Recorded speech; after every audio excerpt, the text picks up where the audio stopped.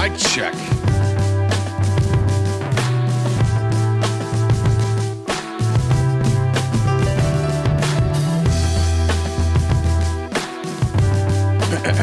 Mic check.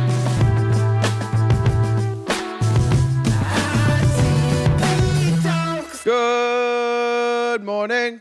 Another hatless day. A little sensitive day. I think tomorrow we're done with the hatless day, so I apologize for fucking you all up with my costume change. I promise to get back to what you've come to expect from me, and I deeply, deeply apologize for any pain that I have caused each and every one of you, and especially for those who guess the color of the hat every single day. Maybe I should have changed my hair color every day. That might have been a good idea. Hello, Ray. Oh, yeah, that's right. I'm Ray. I forgot I'm a Ray when I don't have a hat on. I don't know if I like that. Is there anybody named Ray that doesn't vote for Trump? It feels like Ray votes for Trump always. Hey, Jen. You're a Ray? What is... did I miss that one? It's like J, but starts with an R, so when I don't have a hat on, it's an alter ego thing, I believe. Got it. Yeah. Got it. That makes sense. Yeah. Speaking of alter egos, I appreciate the email you sent me about how much you appreciate my friendship this morning. That was very kind, and that's why I was late, guys. I was had a few tears. Jen sent me the sweetest email that you could ever imagine, and so I was a little backed up, and but I'm doing all right now. A little backed up. I mean, you do usually have to use the bathroom often before you start the show. Not backed up in that way. I've been doing my fiber. Right. Probiotics. You are full of shit right now, so they would make a lot of sense. Anyways, I just wanted to tell you publicly I appreciated that. Mm-hmm. Right. Release the emails. Yeah. I mean, I could drop. I mean, our conversations this morning aren't very exciting. Yeah. Topic stuff. Well, minus my spawn. Yeah, Jen's got ice in the neighborhood. Yeah, that's fun. That sucks. You want to talk? You want to say it? You want me to say it? Yeah, no, so my daughter takes the bus to school, and it's not super far from the house, but it's not close. So I drive her and drop her off. And right as I'm getting back in the house, I get a text from her saying, "What's going on here?" And it's ice, like right down the street from where her bus picks her up. So that was fun. Yeah. Always a joy. Ice is bringing so much joy and happiness into this world, making our country such a better place. Awesome. They're awesome. Very, very happy to have ice. Yeah. So no TikTok today. So we've just got Twitch. I mean, not just got, but we got Twitch and YouTube that's up. I have to add the story because we forgot about that. But so if you guys have not subscribed, what'd you say? I honestly spaced what I was saying. 100% spaced it. So. Just middle of the sentence. I know all about forgetting what I'm saying in the middle of the sentence. Yeah, no, I completely forgot what I just. It's like the thing I need to do, the TikTok story update. I didn't update them yet, so there's not as many people watching. But what happened in Flagstaff? Somebody said Arizona was wild in Flagstaff yesterday. What happened in Flagstaff? No idea. All right, I'm going to look it up. Chat, what happened in Flagstaff? Who said that?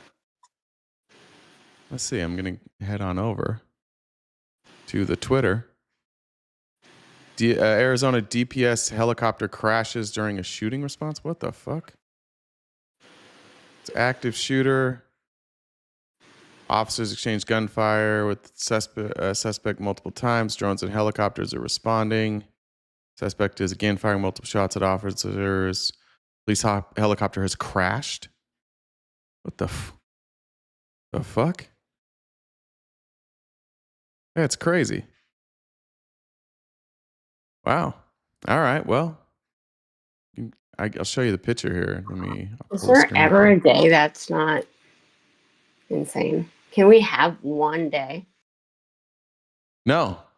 Does anybody know is everybody okay? I mean, that helicopter doesn't look like it's like totaled. Were people all right? The two on board did not survive. Jesus. Jeez. Oh, why not? All right. Well, It's a good start to the show.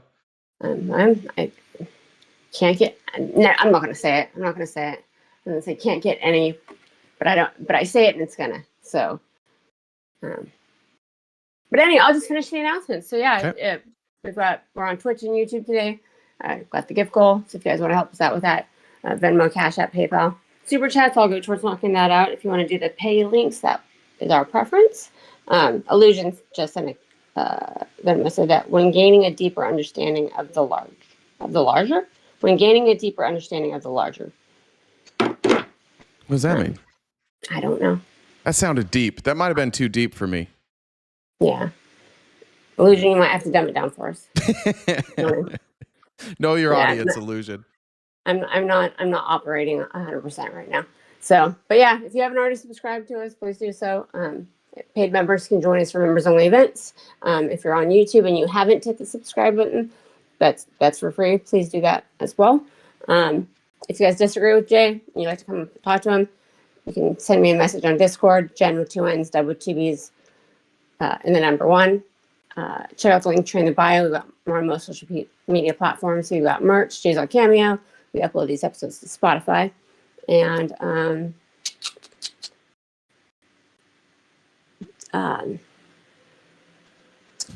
what do you call 2 earthworms who are in love?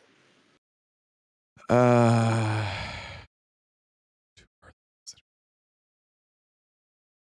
don't know. Soil mates.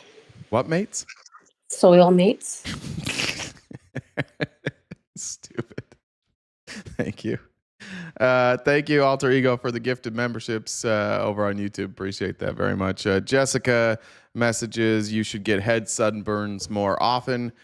I think my scalp says no, but I believe that was a compliment. So thank you very much. And W in the chat there for Alter Ego. This just came across my timeline, so I haven't even seen it yet when I was looking at the helicopter crash. But I think that I love this. Apparently from the prayer breakfast this morning. This is, who is it?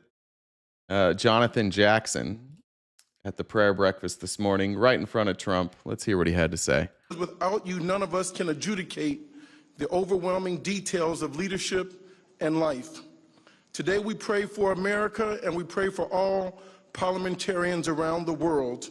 The book of Timothy teaches us that you've been entrusted with leadership. Today we pray for the future of this nation and that you would lead this president into greater levels of compassion for your name's sake.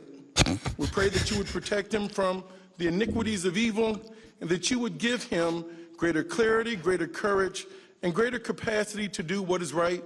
Those are insults to Trump. That's incredible. To acknowledge that in any way Donald Trump could be better than he is now, these are deep insults for Donald Trump. Forever challenges. You'll notice that he looked up. Well, I want to go back a second. He looks up when he says that. How dare you? The book of Timothy teaches us that you've been entrusted with leadership. Today we pray for the future of this nation and that you would lead this president into greater levels of compassion for your name's sake. We pray that you would protect him from the iniquities of evil and that you would give him greater clarity, greater courage, and greater capacity to do what is right in the forever challenges. Today we remind him that the lives of millions of people are in his hands and that he has the power to turn mourning into dancing or to reduce the country into a cosmic elegy of chaos and suffering. And it is because of this that we pray that the best of this president would rise among us. For the sake of this nation, for the sake of this world, we pray that goodness and mercy would announce themselves in his life in new and powerful ways. We pray that he would be mindful of the poor and that he would be invested in the elevation, the alleviation of suffering happening on farms in the Midwest. This is unfucking believable. He can't be stopped. He can't be stopped. He did it through prayer. This is unfucking believable. How you can even argue this? We'd ask him that he start thinking about poor people, that he realize the power that he has to affect families. Families preparing to bury their loved ones in Minneapolis. Oh no! Oh my God! Who the fuck is Jonathan Jackson? I mean, look, who is this? He's a congressman representing Illinois. That is unbelievable. This is so good. Remind him that we are all Americans, all made in the image of God, and that none of us are free unless all of us have our freedoms protected. Many people are not lazy. Many people are simply tired. Many people simply are not okay. Matthew 25 teaches us that faith, that our gifts are given from God and that we should show them with compassion towards others. But most of all, we pray that you would work out your will in his life. May we all do more. Illinois, I'm moving BB87. I can't stand this. How dare they advocate for the poor? Gotta move out. For the greater glory of God, because when it's all said and done, we pray as Jesus taught us to pray. We ask that we surrender our all to Jesus. To all hope I give him freely. I will ever love and trust him, and in his life and presence live daily. Thy kingdom come, thy will be done on earth as it is in heaven. Amen. No amen there, Don? The end, you're supposed to say amen. That means you agree. You don't agree with that prayer? You don't agree that we should be more compassionate to the poor? Shouldn't value life? We shouldn't call people lazy that are working. Just because they're poor, that doesn't mean they're lazy.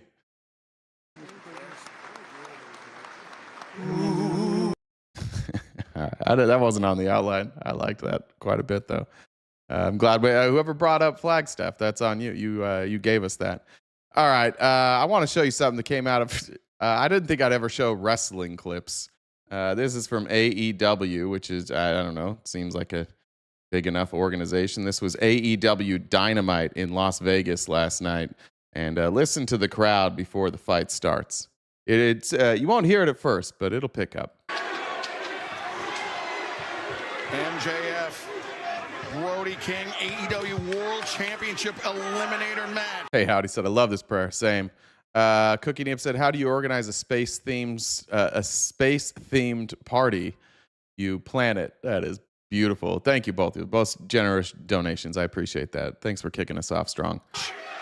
A match that the champion wants absolutely. This is Brody King, the tatted up dude, right? And I think he had on a hoodie earlier that said abolish ICE.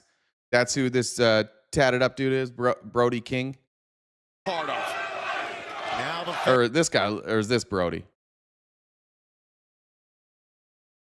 Face in the eyes of the champion.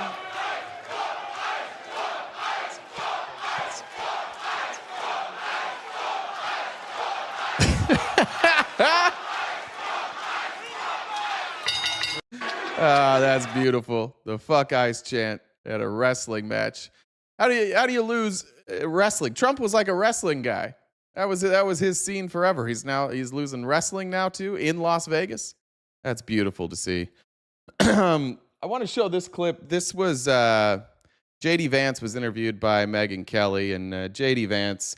I was thinking about this morning. Just when Trump's gone, you lose kind of like what keeps the party together. But what all of these people around Trump have learned is to never apologize, never admit fault, double down on everything, and mock people who have empathy. And JD Vance, who once upon a time used to criticize Trump for being a fucking asshole and having no discernible empathy or compassion for anybody, now has adopted the role, grew a beard, and now has adopted Trump's entire identity. And this is what they'll all try and do going forward. We'll see if they can pull it off or not. But I want to show the clip from this interview and then show Megyn Kelly, who she tried so hard for like 10 minutes to stand up against the patriarchy and stand up against the misogyny on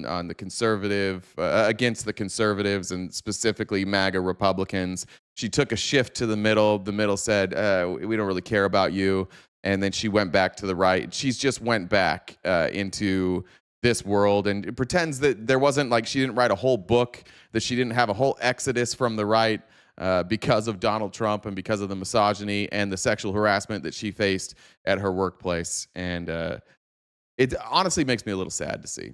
Something else. But what would you say to people like who feel like they haven't gotten healthcare, justice, Mr. President? Something that people care about. Yeah, what? Mike, that doesn't even make sense. You said J.D. Vance, like others, woke up and can see the corruption from the Democrats. Obviously, like, you don't care because you're getting paid by the DNC. First of all, I'm not. And second of all, like, he could wake up and agree with Trump, but that doesn't mean he has to be a fucking asshole, right? You can actually agree with Trump's policies and not be a scumbag piece of shit. What most of you have done is you have adopted his personality and not his policies, because there virtually are no policies. It's just Trump doing and saying whatever the fuck he wants. So, yeah, sure. That's what it was. That's what J.D. Vance did.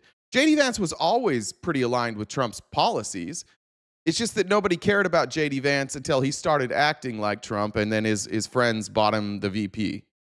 What did you say? Go What ahead. would you say to are the survivors who feel you like they haven't gotten You are justice? the worst reporter. No wonder CNN has no ratings because of people like you. You know, she's a young woman. I don't think I've ever seen you smile. All right, fair enough. Fair enough. You can't agree with his policies and not be a piece of shit, but you can agree with his policies and not outwardly act like a piece of shit. Is that better? I've known you for 10 years. I don't think I've ever seen a smile Well, on I'm your asking face. you about survivors of Jeffrey You Epstein, know why Mr. you're not President? smiling? Because you know you're not telling the truth. He was talking to Caitlin Collins, who's the CNN anchor. And I have like a decent relationship with Caitlin Collins, which is unusual given that It's weird that he brought it up. This was not a good moment for Trump. This is a weird thing to bring up. Why would you bring this up like this was a good moment? she's from CNN. But the president, she's asking a question. The president says, "Why don't you ever smile?" Yeah. And it's actually like so perceptive. Oh. Even if you're asking a tough question, even if you take your job very seriously, like why does it always have to be so antagonistic? Well, I laughed because I saw online everybody was calling him. It wasn't even antagonistic. The question was, what do you say to the victims who feel like they're not being heard? How's that antagonistic? When was the last time you saw Trump smile? This bitch never smiles. Unless sometimes he's being cruel, then he'll put a smile on his face. Sexist for saying that. And I literally said the same thing about Caitlin Collins a year ago on my show. She never smiles. Every once in a while, you have to smile. Roger Ailes used to tell us that. Every once in a while, you get remember to smile, show Just the viewers that you have a heart. Have some fun, Yeah. right? Like life, you can't always take yourself too seriously. You're gonna have a heart attack, and that's. I've seen a lot of pictures of Caitlin Collins smiling. I've seen her smiling. What I wanted to point out was this right here. This was alarming to me because I read Megyn Kelly's book. I was still like relatively on, I was a libertarian at the time when I read it. I was driving to Utah and I listened to her audiobook. And it was all right.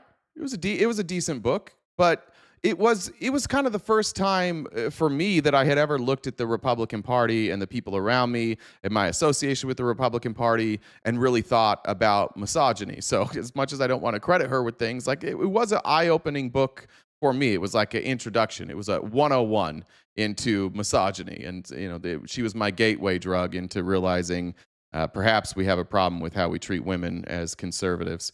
But this part was alarming. Never smiles.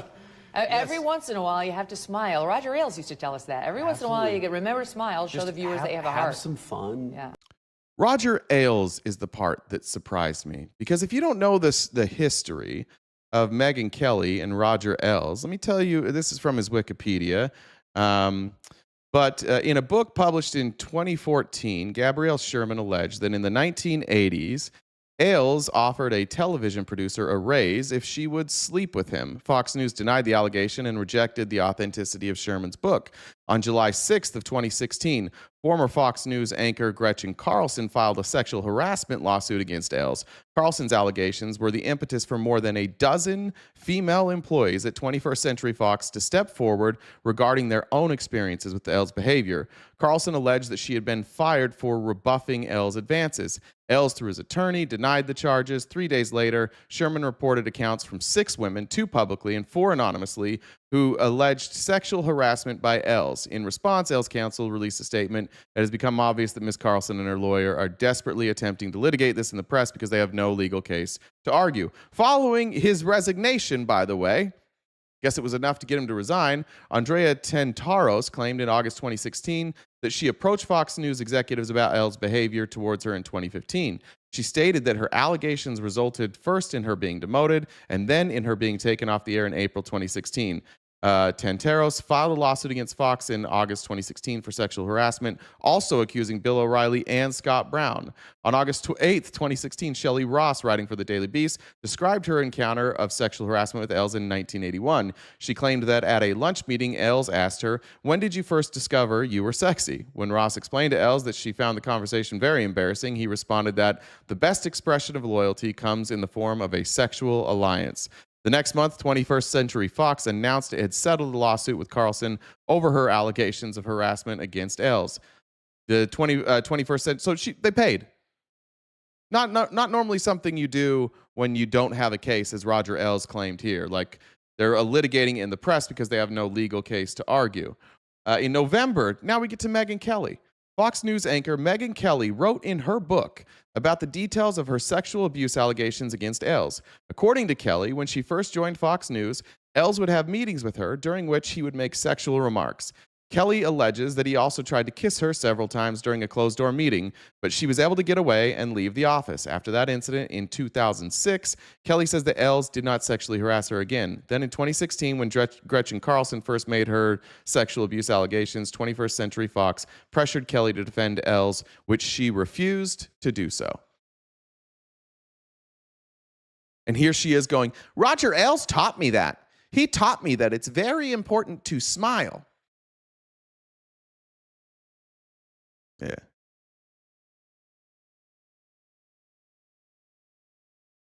Isn't that weird?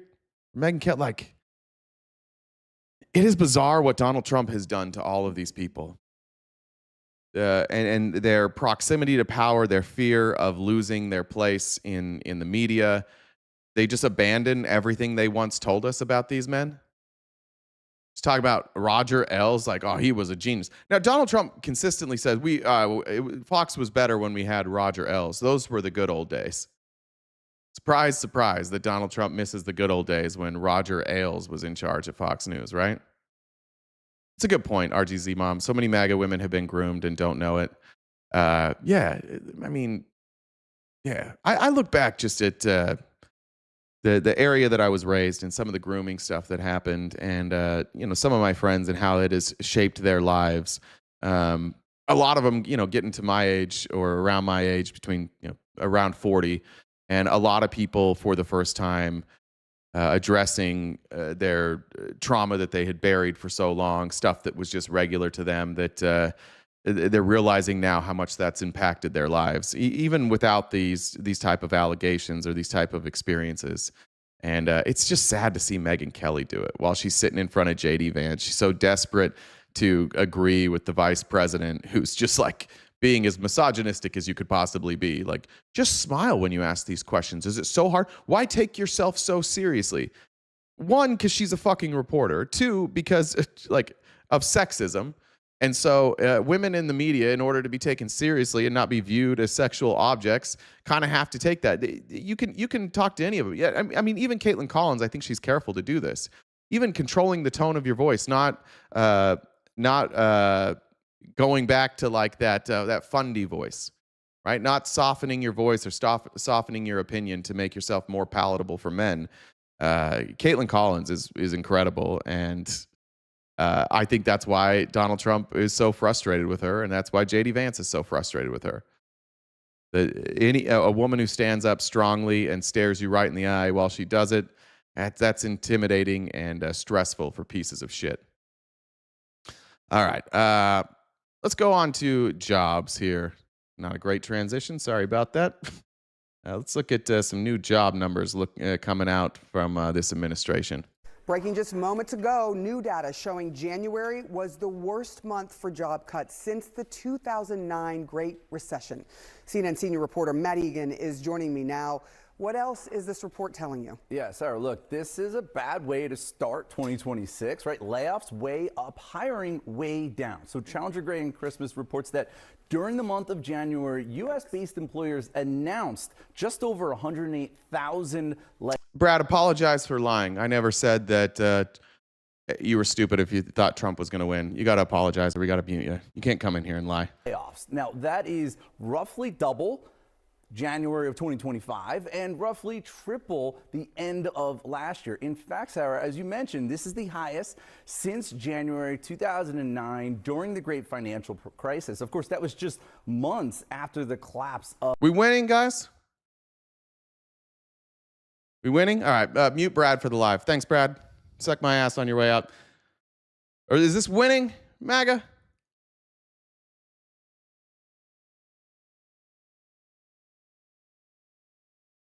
Most layoffs since 2009? Big winning. Of Lehman Brothers. Now, as far as where the layoffs are, it's really largely in two sectors, transportation and technology, really leading the way. In fact, two companies, UPS and Amazon, account for roughly 40% of the announced layoffs. Also, healthcare, chemicals, and finance as well. I'm going to do my best not to be distracted by dumb fucks today, but MAGA, whoever that was, like, these polls don't mean anything. These aren't polls. Like, what are you looking at? Now, as far as why companies are laying off during the month of January, the leading reason was a loss of contract, market and economic conditions, restructuring as well. Artificial intelligence, as you may have guessed, also playing a role as well. So you put all this together, and again, it really paints a concerning picture about the job market. Now, one thing I do want to note, though, is that we're talking about announced layoffs. Economists put more weight on actual applications for unemployment, and first-time jobless claims, they do remain pretty low, and the unemployment rate, it did stabilize at the end of last year. So we've got to pay close attention to what happens next on that, and hopefully we get some more clarity. We'll get to that, Danielle. Official government jobs report, which is expected out next week, delayed because of the government shutdown. One other thing to point out, though, here, Sarah, is this was also a bad month. And look, this is bad for all of us. I feel a little bit bad being petty and say, like, are we winning? I don't want to make this political. Like, let's talk economically about what's happening. Donald Trump consistently goes on TV and says, oh, we're doing so well because I secured $18 trillion, which is a fucking lie. There's no evidence that he has $18 trillion in secured investment. There's no contracts for that secured investment. But that investment doesn't lead you to jobs necessarily, right? That if that investment is in an AI company, they can use that money however they want. Maybe they're using it to cover losses. Maybe they're just using it to build out data centers. They keep telling you that things are going well because they're securing investment, but the investment that they're securing, that they're bragging about, is not leading to jobs. There's got to be some understanding of how this data is collected, what this data means, and we've got to get on to a place in this country where we understand what these economic numbers mean. For example, you'll see today and over the next week, you're going to see Republicans repeatedly talking about how deficit spending went down a little bit from 2024 to 2025. And they'll say, look, we brought down deficit spending, which is cool. That's good. Proud of that. Does anybody know how, MAGA that's in the chat, how did they bring deficit spending down? While I'm looking for answers, I need to also mention two things. Number one, in 2025, the Big Beautiful Bill was not yet in place. That goes into effect now. So it's not Trump's tax policy that did that. We were still under the previous tax policy, which was his old tax policy. How did we bring deficit spending down? I want to see if anybody here from MAGA knows. Cutting waste and fraud. No. Good try. Want to try again?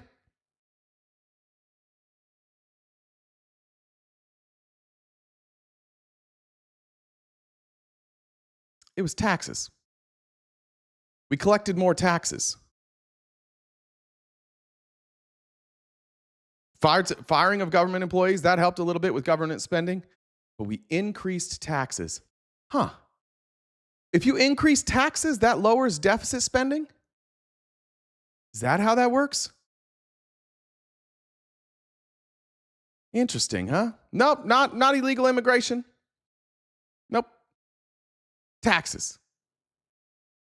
Tariffs. Yes, tariffs. Thank you, Tony. You got one right. Congratulations. And Tony, who paid that $600 billion? And by the way, Trump didn't pay $600 billion towards the national debt using tariff profits. He paid $600 billion. I don't even know what the total number was. That number may or may not be right. But that money did not go towards the national debt because we're in a deficit. So it just went to deficit spending. And who paid that, Tony? Citizens of which country, Tony, paid those tariffs? We've got ourselves a bit of a situation here, don't we? That the only time Republicans are capable of lowering deficit spending is when they increase taxes. How does that work? So I guess if we maybe had rich people pay more, then perhaps deficit spending could come down. Come on, Tony. No, Tony, we're not on to the farmers. Come on. Say it with me, Tony. Who pays those tariffs, Tony?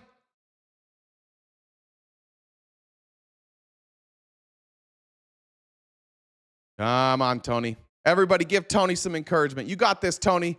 You can do it. You can be honest. Don't make us mute you for a while. You haven't been muted for a little while. You got this, bud. Who pays the tariffs? Come on, Tony. Who pays them? Taxes don't fund our government. Tony is a cowardly bitch. Tony, enjoy your 5-minute mute. Appreciate it. Every last one of them are fucking cowards. They know the answer to the question. They won't answer the question. Appreciate it, Tony. You're showing everybody today that you are exactly who we think most of you are, cowardly cultists. Keep going now. For hiring. Challenger says that just about 5,300 announced hiring plans by companies. That was down 13% year over year. In fact, this was the lowest since Challenger started tracking this back in 2009. And remember, Sarah, all of this comes after last year, which was the weakest for the U.S. job market for job growth outside of a recession since 2003 under George W. Bush. And this report at least suggests that there was no big rebound during the month of January. Yeah, I mean, it's not good. I mean, that's the best way to look at it. It's not good if you were in the market for I'm still seeing Tony's comments. Can somebody mute Tony for 5 minutes, please? a job, or you've just lost your job. Yeah. It's Or rough all those going kids who out just there. got out of college. Exactly. All right. Thank you so much, Maddie. Yeah. It could literally say we added 0 jobs and the unemployment rate, it was 30%. And the MAGA in the chat would still be like, yeah, that's right. That's what we voted for. That's exactly what we voted for. No amount of data. Like, I don't care who's president. You should be able to admit that that's not good. The lowest job numbers since 2009, job creation. And you still try to spin that as like it's going well. The policies of this president don't work. They're the same tried and failed policies of every Republican administration that we've had since Ronald Reagan. It's embarrassing. It's embarrassing for you. Guarantee I don't have this energy in person. No, I would call you dumb in person. I would do all of that.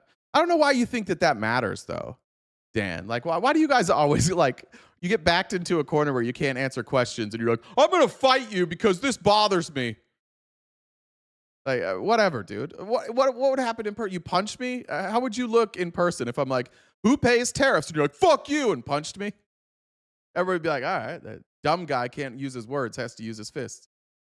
I have no problem with any of this. Don said, I've worked for the same company for over 15 years, and in that time, they never laid off a single employee until 2025. We lost people that have worked here for over 20 years. That sucks. That sucks. Let me actually update this gift goal. Guys, thank you so much for helping us knock out that gift goal early today. I appreciate that. Just a reminder, we're crowdfunded. You guys know, I don't have to use TikTok language because TikTok is not available today. Venmo, Cash App, PayPal, or Super Chats. That's how you get the message to us. And I'm happy to read anything that you send. Benny says, didn't even get a cost of living increase because of Doge. Thanks, Doge. Hey, but Benny, would it help you to know that you didn't get a cost of living increase, but all of your Social Security data is now compromised? Does that help? Does that make up for your non-raise? That'll make you feel a little better, right? All right, moving on. And then just after you see what we just showed you, Trump is saying we have the hottest Looking at economy it by in the world. sector, the good. Let's look here. 22,000, just 22,000, Andrew. But looking at it by sector, the goods sector up just 1,000. By the way, the estimate was for 41,000. 21,000 on the goods sector. Inside of that, manufacturing has lost jobs every month since March of 2024. I thought manufacturing was up under this president. Didn't he just say that? Doesn't he say that every time he's talking about manufacturing?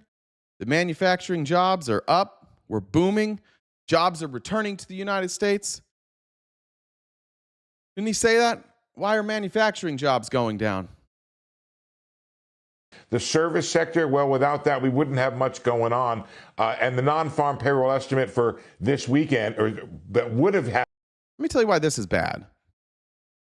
Sir, if the service industry is the only industry that is expanding, what that tells you is that we are creating a more, I guess, like defined class system. The service industry is not usually typically high-paying jobs. If the services industries are increasing, that's not a good sign. If it's the only thing that's increasing, that's not a good sign. Happened this Friday was going to be 60,000, but we don't know when that's coming out. Looking at it by business size, small business has been extremely challenged since the Liberation Day tariffs at zero, a goose egg right there. It had a slight gain last month, and it's been negative before that. Medium-sized business doing a little better, up 41,000, and large businesses shedding workers this time around, down 18,000. Looking at it by industry, again, it's the same economy we had before. Education, health services up 74,000, leading the way. Financial services doing well. Leisure and hospitality, not as well as it had been. But look at that construction. I wonder if that's picking up some of the data center construction. But professional and business services. That would be temporary jobs right there, wouldn't it? Health services. We've actually seen some additions there because we are having to add private health services and private education to deal with the government cutting those expenditures. This is down 57,000. That's a good point too, Act, that the service industry has a high turnover rate. 5,000 new jobs added is nothing. That's a good point. Tanya said, sending you your DNC and Antifa payment. Thank you. That's important. I do have to maintain a certain level of Antifa donations every single month in order to get my Antifa George Soros check. So thanks for sending that in. That's very helpful. Amy Lynn said, so if Trump can sue the IRS for billions for a leak, can we sue the U.S. for Social Security leak of our own info? Probably, but the main difference is that we don't get to then just decide the outcome and settle that case and give ourselves the money. So we could probably sue them, but they wouldn't take care of you. They'll give Trump $10 billion, but they won't give you any money. Before Trump took office, retail prices were actually on their way down. And look what happened after tariffs. I want to show you this. So this is October to January, obviously, when Trump took office. You can see that both imported goods and domestic goods were trending down, with imported goods really, really trending down. Trump takes office, and you can see, like, the trend goes. What happened right here? What happened right here? See this acceleration here and this acceleration here? What happened right here? Tariffs. What happened right here when it leveled off? Taco. Cowards. Tariffs. What caused this dip? Taco. What caused this rise again? Tariffs. He took over an economy where the price of goods was actually trending down, and he talks about that. Like, weirdly enough, Joe Biden was right. Kamala Harris was right. When they were campaigning, they were saying, look, prices went up. We had inflation. Those prices are coming down now, and they're coming down gradually. That's always how they're going to come down. Unless you have some crazy legislation, or if you have like, the end of the chicken bird flu, whatever the shit that was causing the price of eggs to skyrocket. Like, this is a solid trajectory. This is what we like to see right here. This fucking chaos. And he still has the audacity to stand in front of MAGA and the country every day and go, prices are coming down. Affordability is a Democratic hoax. Well, the data says otherwise. It says the complete opposite. We're seeing an acceleration in the prices of both domestic and imported goods. I love that, John Palmer. Keep it coming. Keep your eyes closed commentary coming. MAGA, just shut up, dude. Shut up. No, you're lying. You're so full of shit. That's the data, dude. You may have a learning disability. Thank you. You may have a learning disability. Maybe, but I can read a chart. How mad they get when you just show them data. Why do you guys care about data? Why don't you just listen to him? Listen to what he's saying. Don't look at the data. Harvard. They're laughing at Harvard. Ha ha ha. Harvard. What a joke. You guys. What the fuck is wrong with you, honestly? The smartest people in the country. What a joke. How come Trump always brags about when he appoints people that they're from Harvard or Yale? Who makes up this administration? Where's their education from?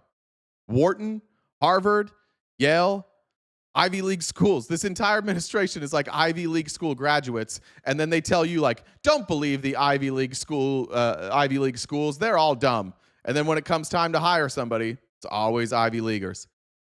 What's wrong? What's wrong with your brains, guys? You got to figure this the fuck out at some point. We showed some clips yesterday of Jay Bhattacharya, and I want to show just a couple more here testifying before Congress. We've got a big fucking problem here with RFK as well, where RFK consistently gets in front of a microphone and lies about studies, lies about data, lies about conclusions. And when Jay Bhattacharya comes before Congress and has to testify under oath, suddenly the things that RFK said don't hold up. Here we have Lisa Rochester talking about vaccine recommendations and saying something alarmingly weird here. Fewer children are you projecting will be vaccinated due to this change? The change is that they are going to do the vaccine schedule, and they're not pushing all the vaccines. Obviously, in Florida is pushing to end all vaccine mandates. So she's wondering how many fewer children they think are going to be vaccinated because of this. Will be vaccinated due to this change. I expect more children to be vaccinated due to this change, not fewer. And if you can you share the analysis or study that demonstrates that more children will be vaccinated? It's a question of public trust, Senator. I've watched. Was there a study? I mean, we did. Yes, there was a study. It released with this. Part of the decision memo was a study of the vaccination schedules, and the key idea. Sorry for the quality of the video. I don't know if it's my connection or the video. Underlying the. Can you share it? I only have a little bit of time, and I got a lot of questions. Could you just share that study with us? That would be. Yeah, I think that was publicly released, but happy to share the study. Okay, great. And in that analysis, how many more? Just so you know, I went and I checked on their website. It was not a study. What it was is it was a comparison of other countries. A lot of other countries, and I think it was like Denmark, Sweden, France, Italy. It was a bunch of European countries, and they don't have the same mandates we do. But what they also don't have is the same level of propaganda regarding vaccines. And so they don't have to force people to be vaccinated because people look at the data and the science and they make those decisions accordingly. But in this country, where we have mandates, we already have a problem. So what now what they're trying to say, because RFK ran on vaccines cause autism, vaccines shouldn't be mandatory, you shouldn't vaccinate your children. And they haven't been able to provide any scientific data to back that up. And so they haven't been able to completely do away with vaccines. So now what they're saying instead is we're going to do a vaccine rollout where we spread out the timing of when you get vaccines. And the person, again, I mentioned this the other day, but the person who did the vaccine mandate schedule, the daddy of the vaccine schedule, has said, there's no scientific basis for any of this. I only did this to make people feel more comfortable. There is no data backing up that spreading out these vaccines has shows any difference whatsoever. I just did it because I kept having parents come in here who were afraid of stuff that they saw on the internet, and so I gave them a different schedule to try and give them something different to look at so they felt more comfortable giving their children vaccines. But there is no data behind this. We have the HHS secretary just pushing out policies based on his debunked conspiracy theories that he doesn't have the courage to admit he was wrong about. Children will be diagnosed with meningitis or hepatitis or the flu. It might be Dr. William Sears. That might be who it is. Thank you. I think that there will be more children vaccinated as a result of the change, not fewer. Did you recommend any type of plan to measure the impact of the changes to this childhood vaccine schedule on health outcomes? I mean, the CDC tracks that carefully. So those measures will be released publicly, just as the CDC always does. And now here, remember when you guys wanted to defund the NIH? Remember how bad the NIH was? We should defund them. They've been doing decades worth of studies and research. And now, Dr. Jay Bhattacharya here is going to make an announcement of something that the NIH and our taxpayer money has done that he never thought would have been possible before. Some NIH investments have a track record of success. For example, just this year, decades-long work of NIH-supported researchers culminated in not just one, but 2 new gene therapies to cure sickle cell anemia. When I was in medical school learning about the sickle cell disease, I never expected to see a cure in my lifetime, and yet here we are, thanks to NIH-supported research. NIH-funded researchers built on this gene editing technology. You know that thing they wanted to cut? You know that thing you guys have been talking about cutting is NIH research because it's woke? Yeah, it's cured sickle cell. Deliver personalized treatment to an infant with rare, previously fatal disease. You may have heard of baby KJ. The treatment was supported by the NIH Common Fund, which with Senator Cassidy you mentioned, the Common Fund Somatic Cell Genome Editing Program. Cool. Government funding. That's the whole point. That's why we have these grants. And the truth is that most of these grants that we give to scientists to discover cures, the scientists that discover this cure, and I'd have to research more into it if it's a drug or a series of drugs, they won't really make any money from that. It's the pharmaceutical companies that will make all the money from that. And yet, because the pharmaceutical companies are greedy capitalists, what MAGA Republicans have learned to do is attack the scientists for what the greedy capitalists do with the scientific discoveries. Why can't we just have nice things? Can we just have nice things? Can we just fund research that cures diseases, please? Can we just have vaccines without listening to your crazy aunt on Facebook? That'd be really cool. Could we do that for a little bit?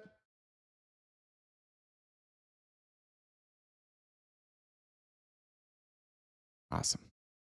Now to RFK, who is not a doctor. Here's what RFK said yesterday at I'm trying to remember what meeting this was. Should have written it down. Listen to this. I just want to show you how he lies.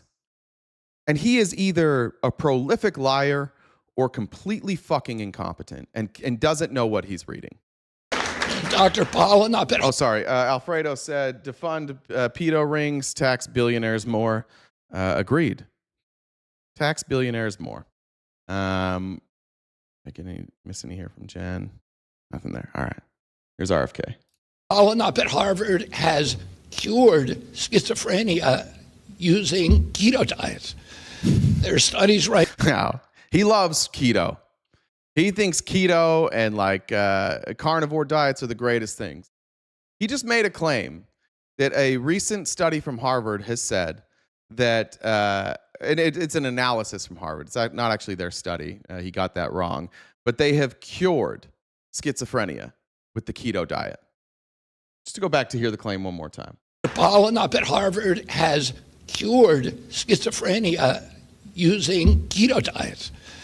There are studies right now that I saw 2 days ago where people lose their bipolar diagnosis by changing their diet.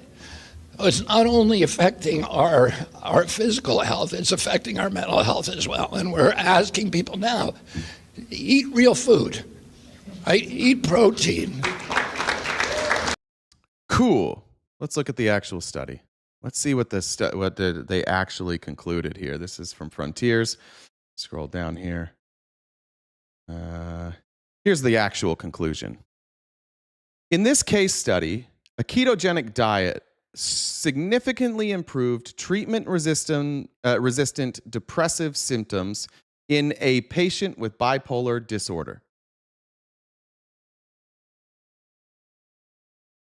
Is that curing bipolar disorder?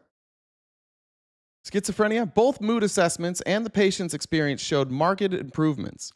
Mood scores moved to normal ranges, indicating stabilized mental health. The patient's account highlighted improved functioning, better quality of life, and emotional well-being.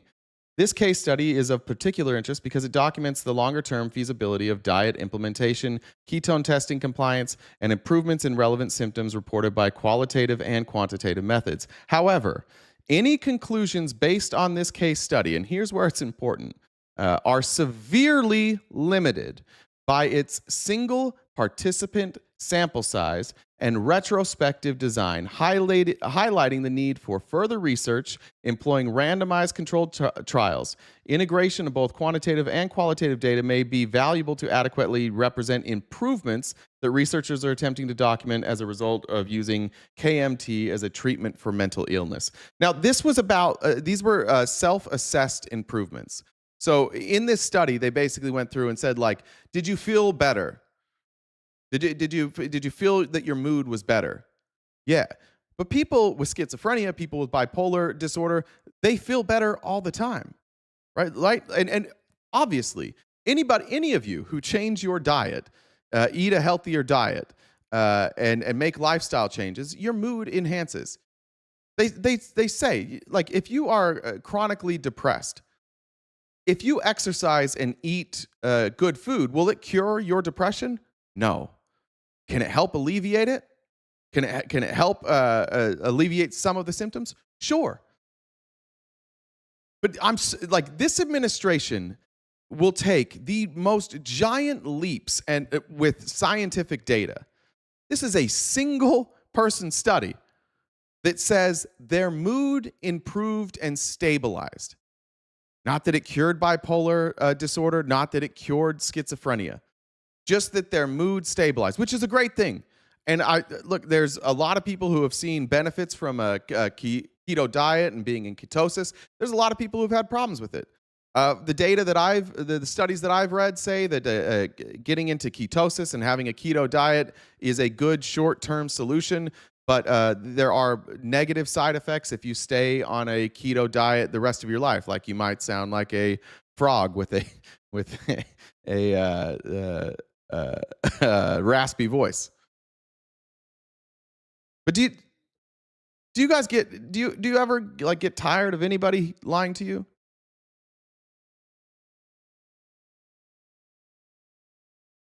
Sorry, I said one person study, one organization study. Sorry, not one person. Thank you, Danielle. Appreciate you Doctor correcting that. All right, let's look at some recent polling here. Republicans are touting that, and fair enough to Republicans, that it is very popular amongst people surveyed to have voter ID. I don't particularly think that voter ID solves a single goddamn thing. It also isn't what the SAVE Act is about. So Republicans are trotting out these studies that say, like, voter ID is popular. So you should vote for the SAVE Act. But the SAVE Act, we went over it yesterday. It's not about voter ID at all. But I wanted to show this, too. This is something they're not going to tell you. This is from, who did I say this was from? Quinnipiac. Quinnipiac did a poll on undocumented immigrants, and this polling has significantly changed now. It's the question number 8 here. If you had to choose, which would you prefer? Giving most undocumented immigrants in the United States a pathway to legal status, or deporting most undocumented immigrants in the United States? 59% of America says giving them a pathway. That's 20% of Republicans, 92% of Democrats, 61% of independents. Obviously, women who are always on the right side of this. 66% men, 51%. It's interesting. 10, do you think the Trump administration's approach to immigration is making the country more safe, less safe, or is it not affecting it either way? 35% say more safe. Only 77% of Republicans. 4% of Democrats, 29% of independents, again, 43% of men, 28% of women. You're underwater there.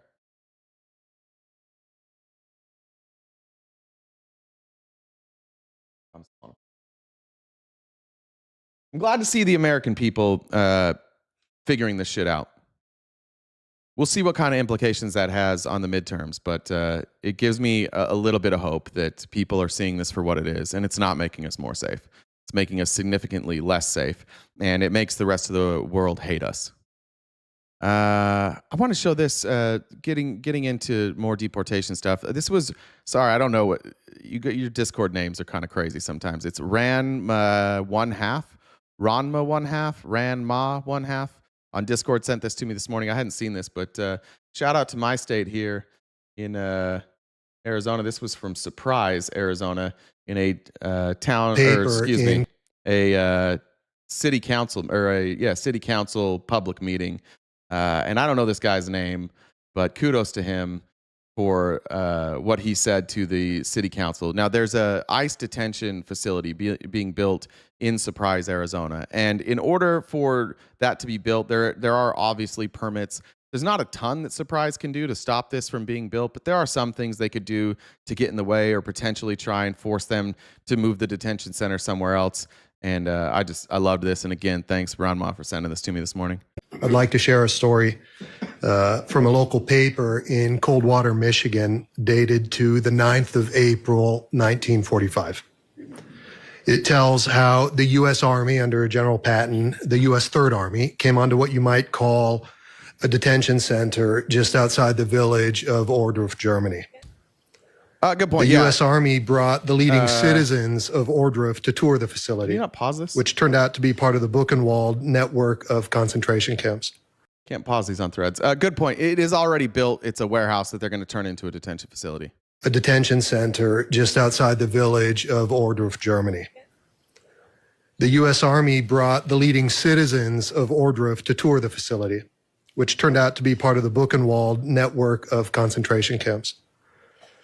A U.S. Army colonel told the German civilians who viewed the scenes without muttering a word that they were to blame.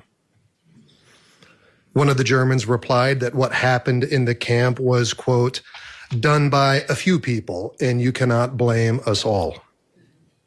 And the American, who could have been any one of our grandfathers, said, this was done by those that the German people chose to lead them, and all are responsible.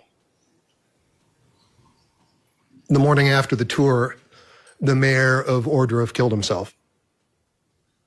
And maybe he did not know the full extent of the outrages that were committed in his community, but he knew enough. And we don't know exactly how ICE will use this warehouse, but we know enough. I ask you to consider what the mayor of Ohrdruf might have thought before he died. Maybe he felt like a victim. He might have thought, how is this my fault? I had no jurisdiction over this site. Maybe he would have said, this site was not subject to local zoning. What could I do? But I think when he reflected on the suffering that occurred at this camp just outside of town, that those words would have sounded hollow even to him. Because in his heart, he knew, as we do, that we are all responsible for what happens in our community. And I urge the council to take action to stop or stall, or at the barest minimum, to think creatively about how to exercise oversight over this proposed ICE facility. Thank you. Yeah, it doesn't help, I think, any of us right now, especially right now, to know that we're on the right side of history. That, like, never in the history of the world has it been the right thing to do to round up groups of people and put them in concentration camps. Literally, there's zero times in the history of the world that has been a good thing, that has led to good outcomes, that history has remembered that as the right thing to do. And yet, every time that has happened in history, whether it be the internment camps here or the internment camps in Germany, the internment camps in Russia, internment camps in Africa and South America and Central America, anywhere where we have had internment camps, despite history batting 1,000 on this, that it is the wrong thing to do. Even when people know the history of internment camps, there is always a group of conservatives who are afraid of people that are different than them, who cheerlead it at the time. And those people historically are always remembered as cowards. And I don't say that because it makes me feel better. I don't think anybody here feels better. I say that because perhaps some of you at some point might take a look in the mirror and just say, what makes this different? Am I really right about this? Is this really actually the right thing to do? What makes this different than the other times? I would love it if some of you that are here every day, you watch these videos every day, I would love it if you would just take a look in the mirror or take some self-reflection time, meditate, turn off the TV, sit there with your own thoughts and just examine. Is this honestly the right thing to do? It's not about deportations. It's not about mass deportations. I disagree with mass deportations. I don't like mass deportations. You agree with mass deportations. That's different than internment camps. You either deport somebody or you don't. And yes, there can be staging areas. There can be places that you have to take people before you deport them. But what we're doing in America right now is much different than that. In many cases, we are taking people whose status is in question. They may have pending asylum cases. They may be waiting on an appeal. And so they're in legal limbo. They have no legal status here, but they do have a process that they are due, and they are waiting out that due process. And because ICE are getting paid, their bonuses are based on, I think it's 8 a day, 8 arrests per day in order to get their bonuses. They're going to go get anybody and everybody. So the reason that we have so many people who are awaiting that are dealing with their due process is because ICE agents get paid to do that. And you, on the other hand, you guys who are supporting this, who see somebody in these detention centers that sit there for 4, 5, 6, 7, 8, 9 months, sometimes over a year, we're paying for that.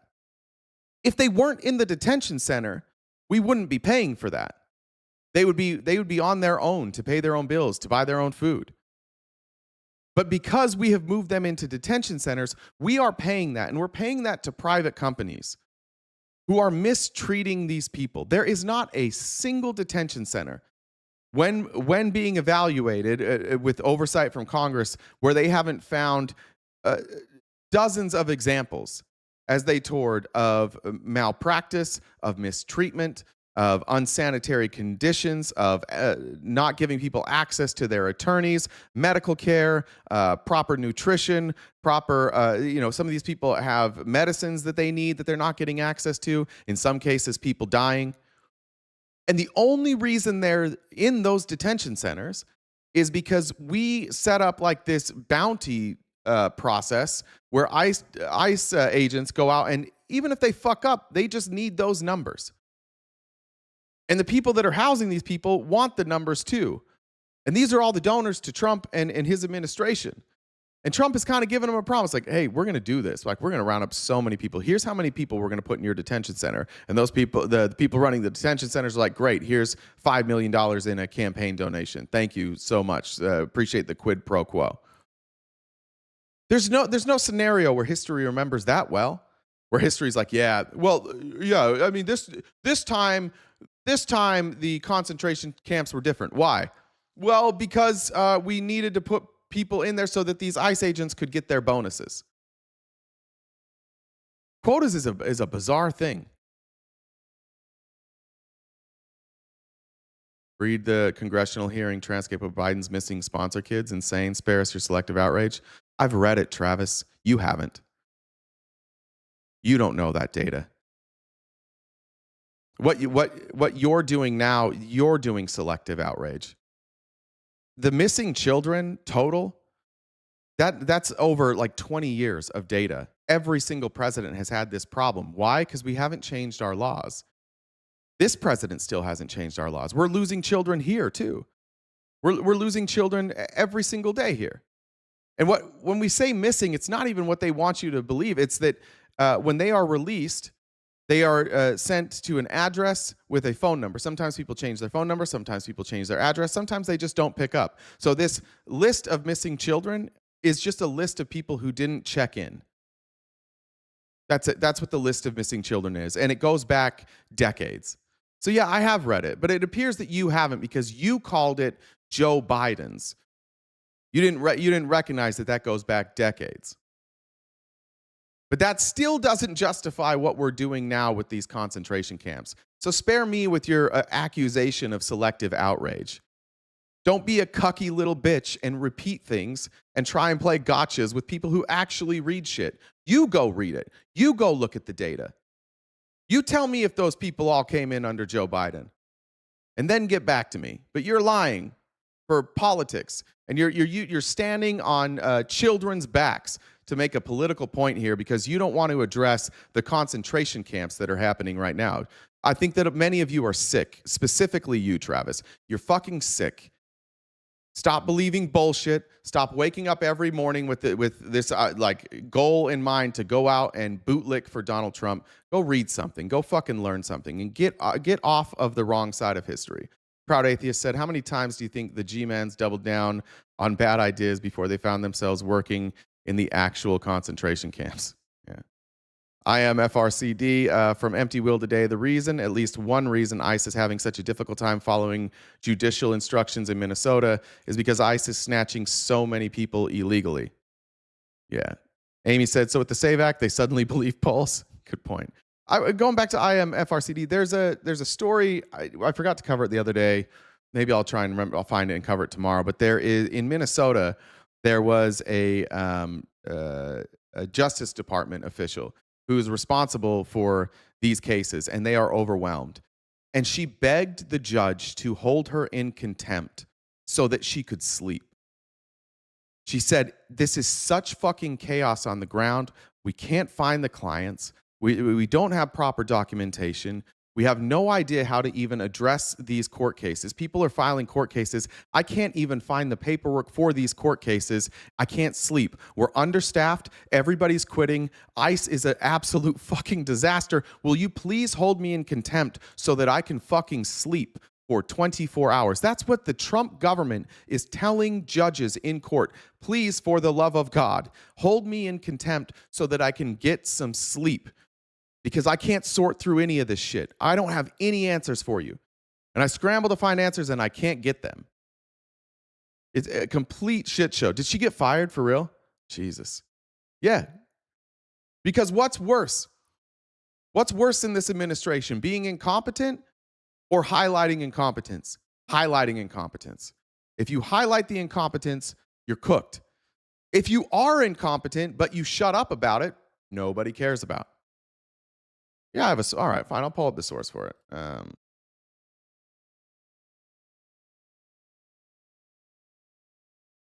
When we pull up the source, will it change your mind? I doubt it.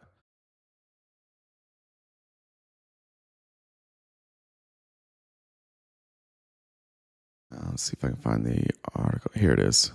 I think, is this it?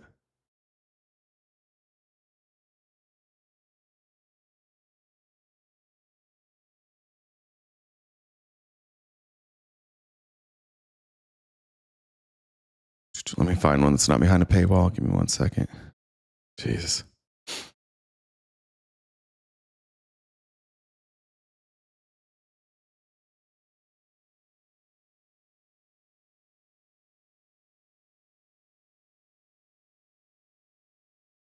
Let's see about this one.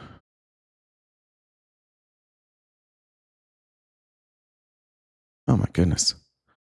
Is everything behind a paywall?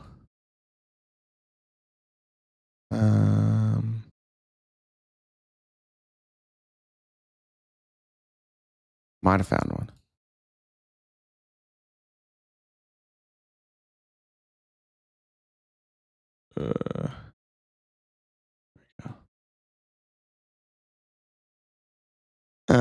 In federal court Tuesday, the stress apparently got to a lawyer. What's the original source here?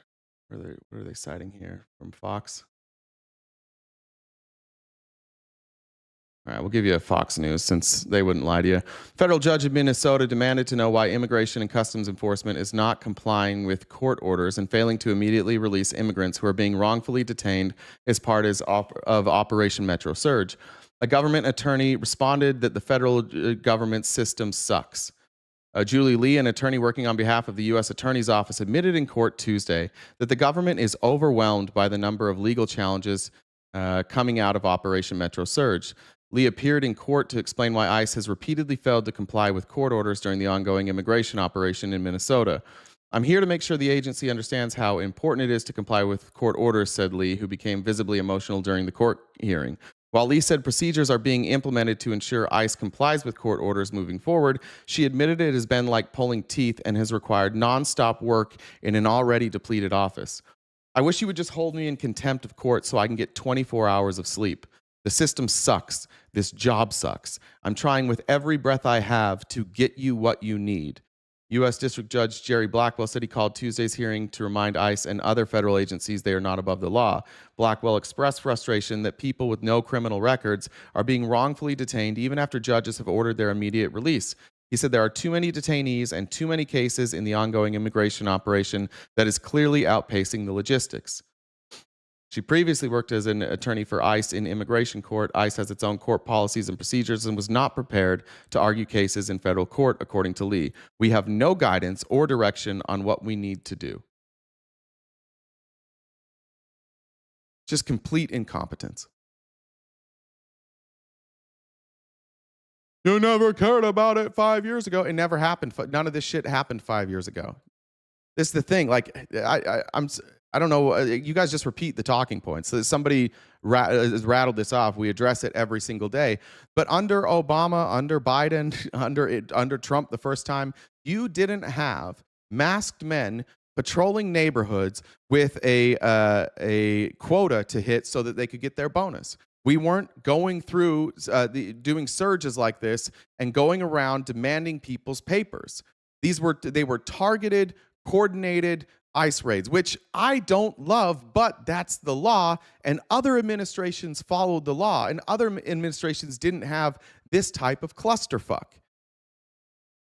How is it that Obama was able to deport so many more people than Donald Trump without all of the cruelty? What you're arguing when you say, like, you didn't complain about it then, first of all, lots of people did. Especially the left. The left in this country was vocal against Obama. I can show you a clip during a town hall of Obama being protested because of this. Let's see. Oops.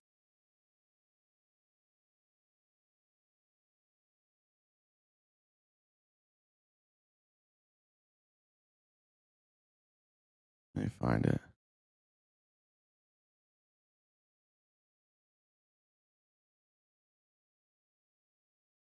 Not that one. Not that one. Let's see if I can find it.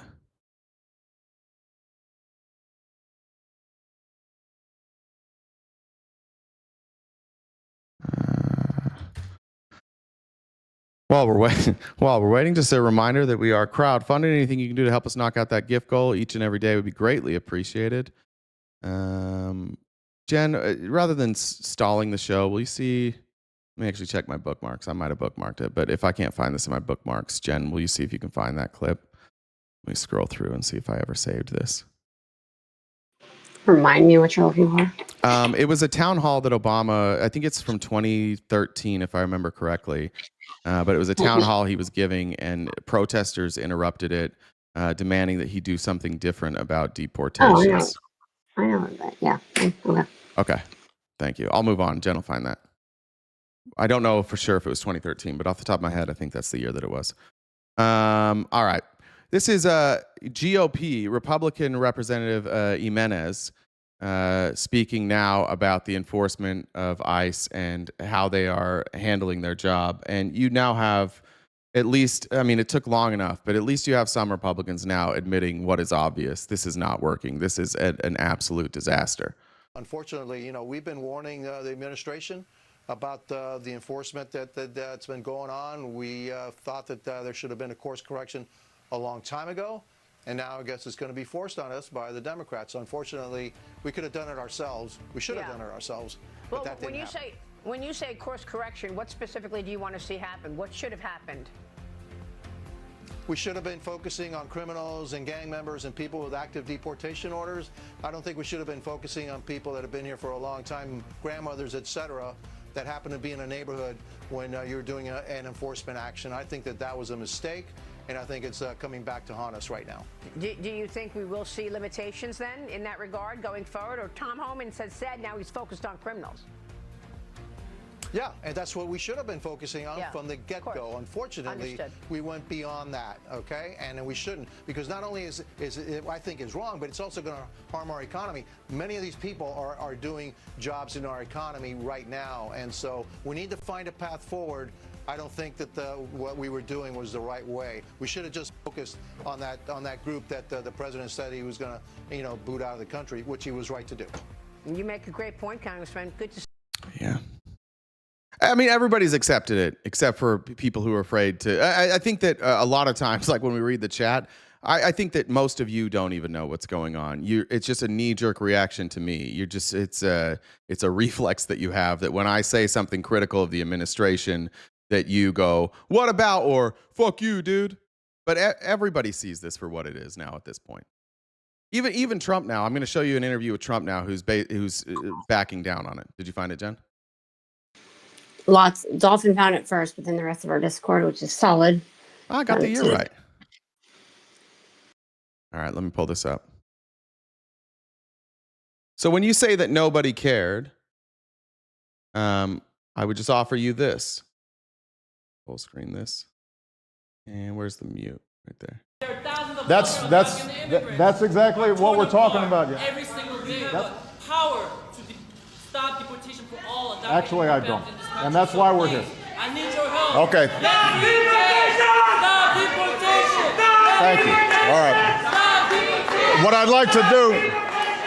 No, don't worry about it, guys. Yeah, who do you suppose that was criticizing Obama? You assume that was Republicans? You can criticize Democrats. That's fine. I'm with you. I agree with you. Democrats were silent. There's a lot of Democrats that were silent then that are not silent now. I'd also say that this is totally different than that. If you have people that were opposed to mass deportations, that are opposed to mass deportations now versus then that's a fair criticism. But again, I don't speak for the Democratic Party. I can only speak for me. My protest hasn't actually been against the mass deportations. It's the treatment of these people and the rounding up and putting them in detention camps. That's not deportation. If they are still here and they are in internment camps, that's not mass deportation.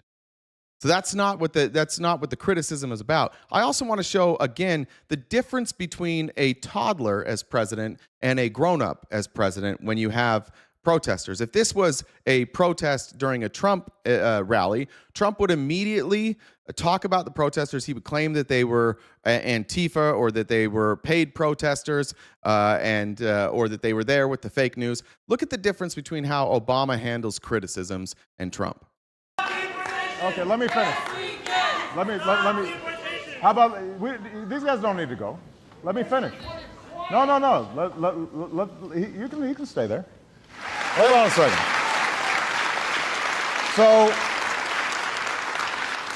you know, I respect the passion of these young people because they feel deeply about the concerns for their families.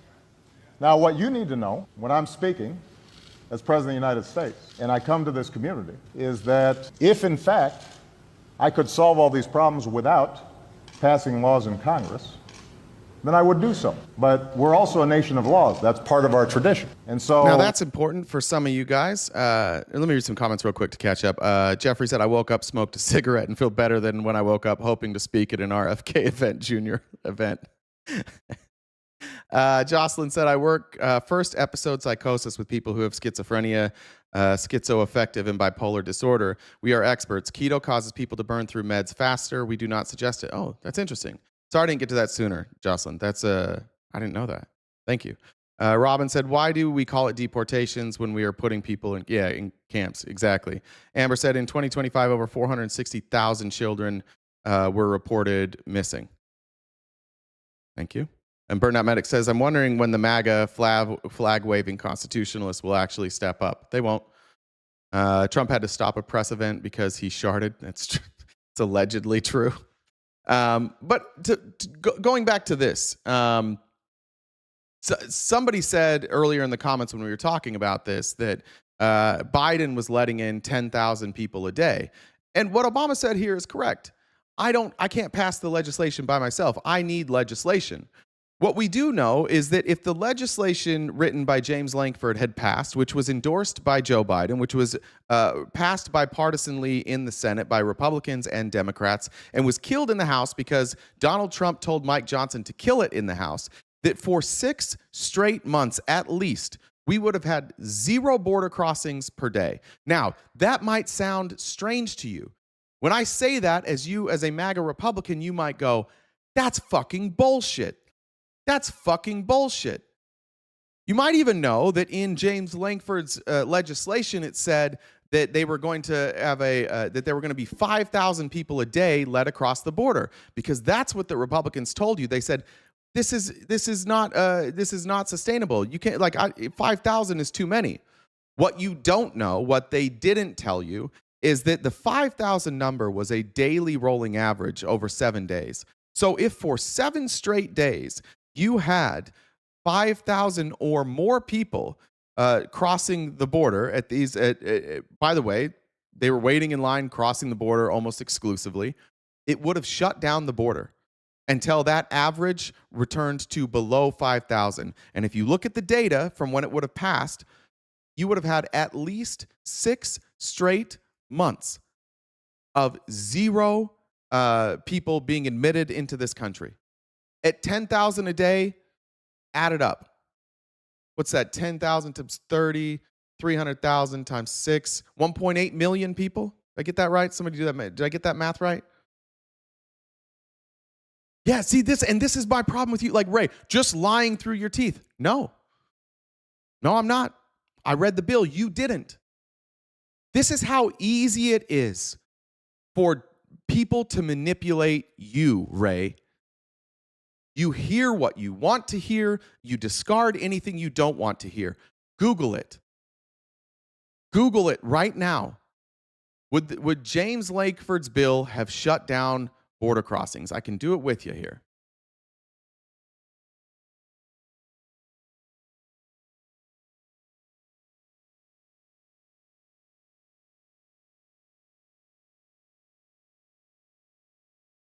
The border has, I know the border, yeah, thank you. The border's never been closed. Why?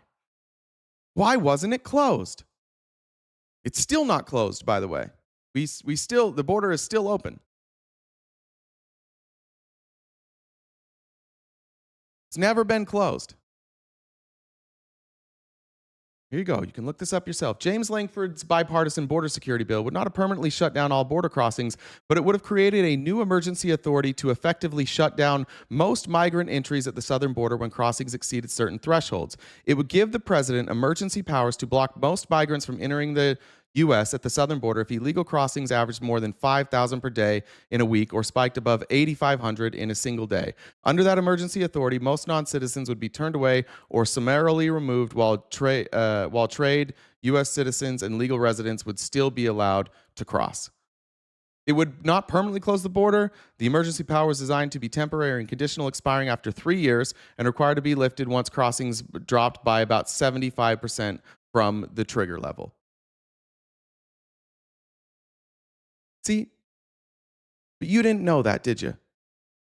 And you didn't know that because Trump didn't tell you that. The Republicans came out and they lied to you about that 5,000 number. Trump killed that bill because the reality is Trump wanted more people in this country. He wanted more crossings so he could win an election. You chose chaos, you chose disorder because you wanted Trump so badly. And you have all now tricked yourself into believing that what he's created is order and he's gotten rid of chaos. We're more chaotic than we've ever been before. At some point, I hope some of you start fact-checking what Donald Trump says. Spend less time yelling at people on the internet for telling you true things, and more time when Trump says something, instead of going, that feels good, I believe that. Instead of that, say, that feels good. Is it true? Let me look it up. And then just look it up. You'll be surprised how often this man lies. And you won't be so confused as to why somebody like me is saying things on the internet that seem to be so opposite of what Trump is saying. You don't have to assume I'm right or he's right. You can figure it the fuck out yourself. When we talk about lazy Americans, when we talk about people like, that's you, the intellectually incurious. You're willing and almost ready to just be led. Lead me, Daddy. Lead me. I don't want to use my own brain. It's too complicated. I just need to pick a politician, trust them, and repeat what they say. Cottonmouth. Right now, border crossings is about $30,000 a month, so $5K a week would have been less. Yeah, but I think Amy Lynn, it's $30,000 a month. I don't know what that number includes. Maybe look into it and you can DM me or whatever, but I don't know what that number includes. I don't know if that includes people who are there for trade, if that includes like legal crossings or people with like work permits. I'd be interested in that breakdown of what that 30,000 number is, because obviously there's less than there were before. So we'll see. If you get a number on that, let me know. All right. Soup for my fam says encounters, not crossings in Langford's bill. No, I don't think so. I think it was crossings. Pretty sure. Look that up, will you? Soup for my fam, and then DM me. I don't want to pull it back up. All right.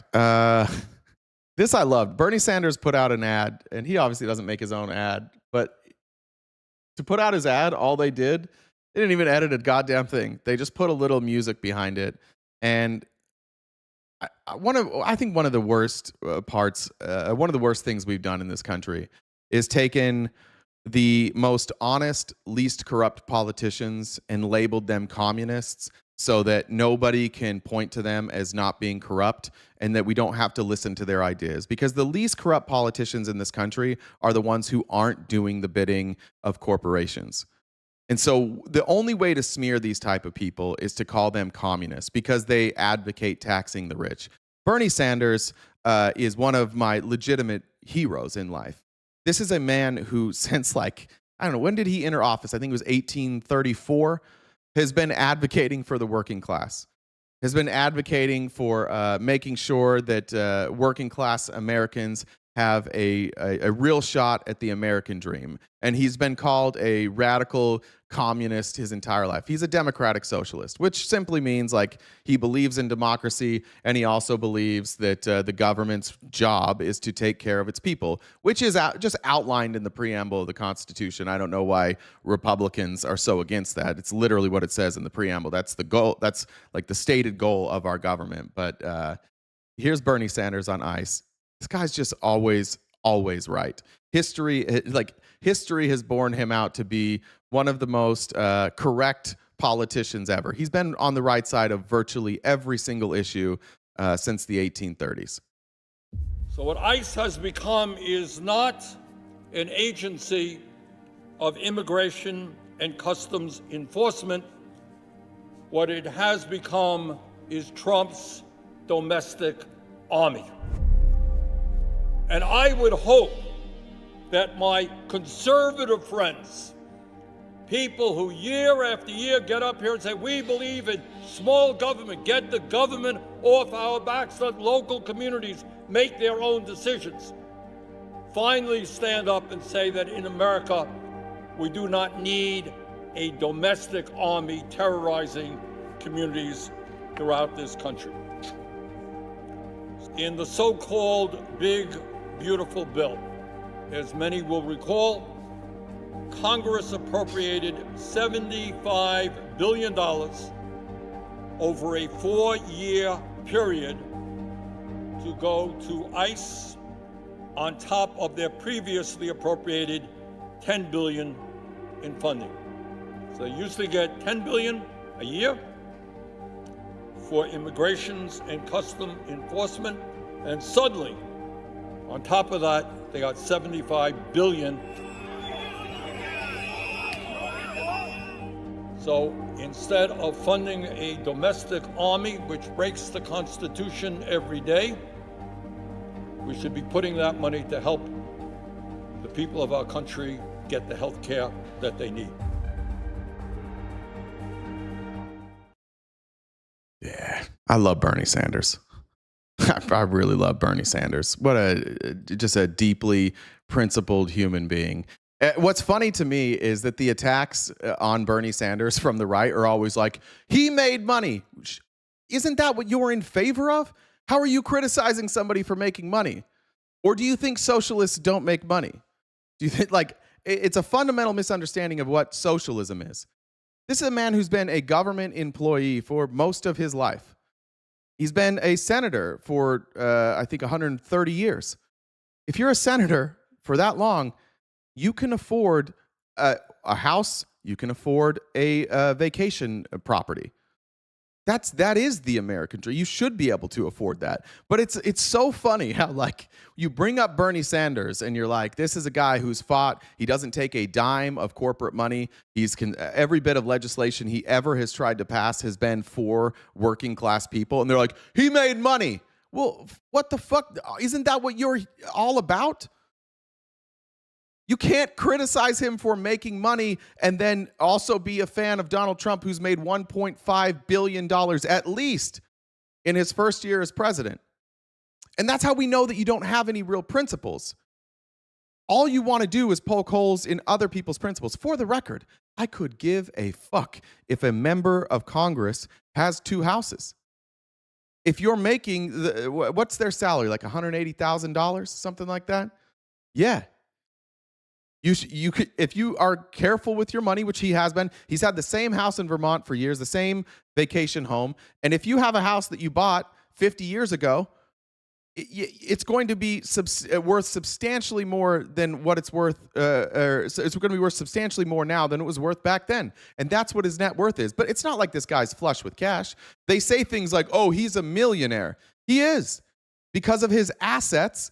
And because of book sales, because of work that he put in, his own labor, and then the rise of his assets. Bernie Sanders doesn't argue against people owning homes.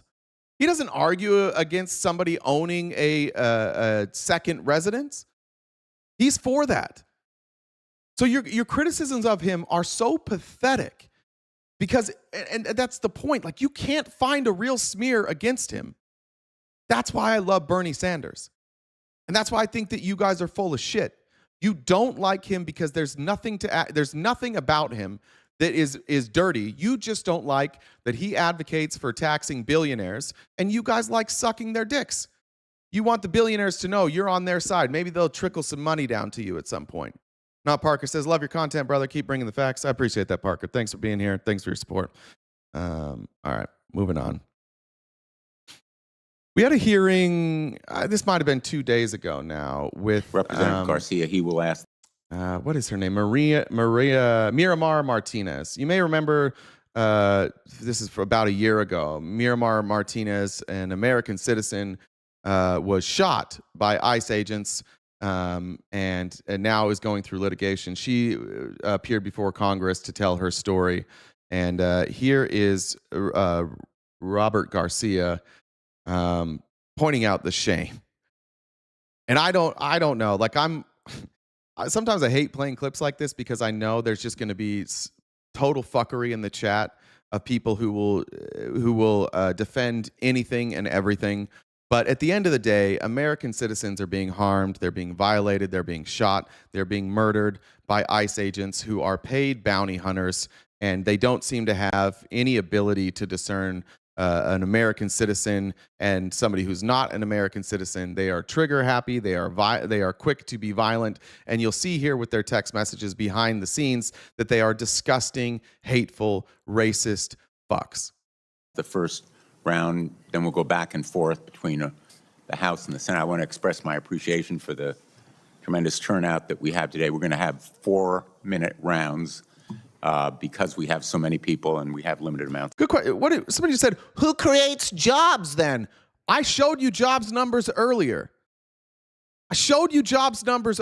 Under this administration. And you know who's not creating jobs right now? Billionaires. Almost all of our job growth is happening with small businesses, not billionaires. They're cutting jobs. They're laying people off like crazy. The billionaires are bleeding jobs right now, and they are richer than ever. They do not create jobs. They kill jobs. You're dumb as fuck if you think billionaires create jobs. They have companies that employ people, but they create monopolies which kill good-paying jobs. Quick, name a billionaire who's not killing good-paying jobs. I'll wait. They've killed businesses. They kill local mom and pop. They kill mid-sized businesses. Billionaires kill jobs. They've always been job killers. And in Trump's America right now, where they're getting tax breaks up the ass, they are cutting jobs like crazy to pay out their investors and pay themselves. Stop being dumb to suck their dicks. They're never going to give you any of that money. Of time. Representative Garcia. Thank you. I want to just begin by thanking all of our witnesses. Hold on real quick. Teabags. I'm going to stop the live here for Teabags. I don't like being called a liar. So Teabags, here's what we're going to do now. We're going to look up, does Bernie Sanders take corporate PAC money? When we find out the answer is no, you're going to apologize, or else you get banned.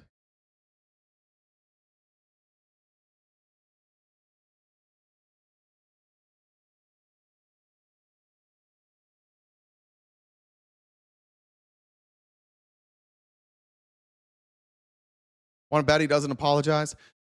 Remember this about conservatives always. Before anything, before any of their principles, MAGA, not conservatives, MAGA, they are cowardly bitches and they are terrified to admit that they are wrong, so they will double down or change the subject. Bernie Sanders does not take money from corporate PACs for his federal campaigns, but the situation is a bit more nuanced than a simple yes or no. All right, let's look at that.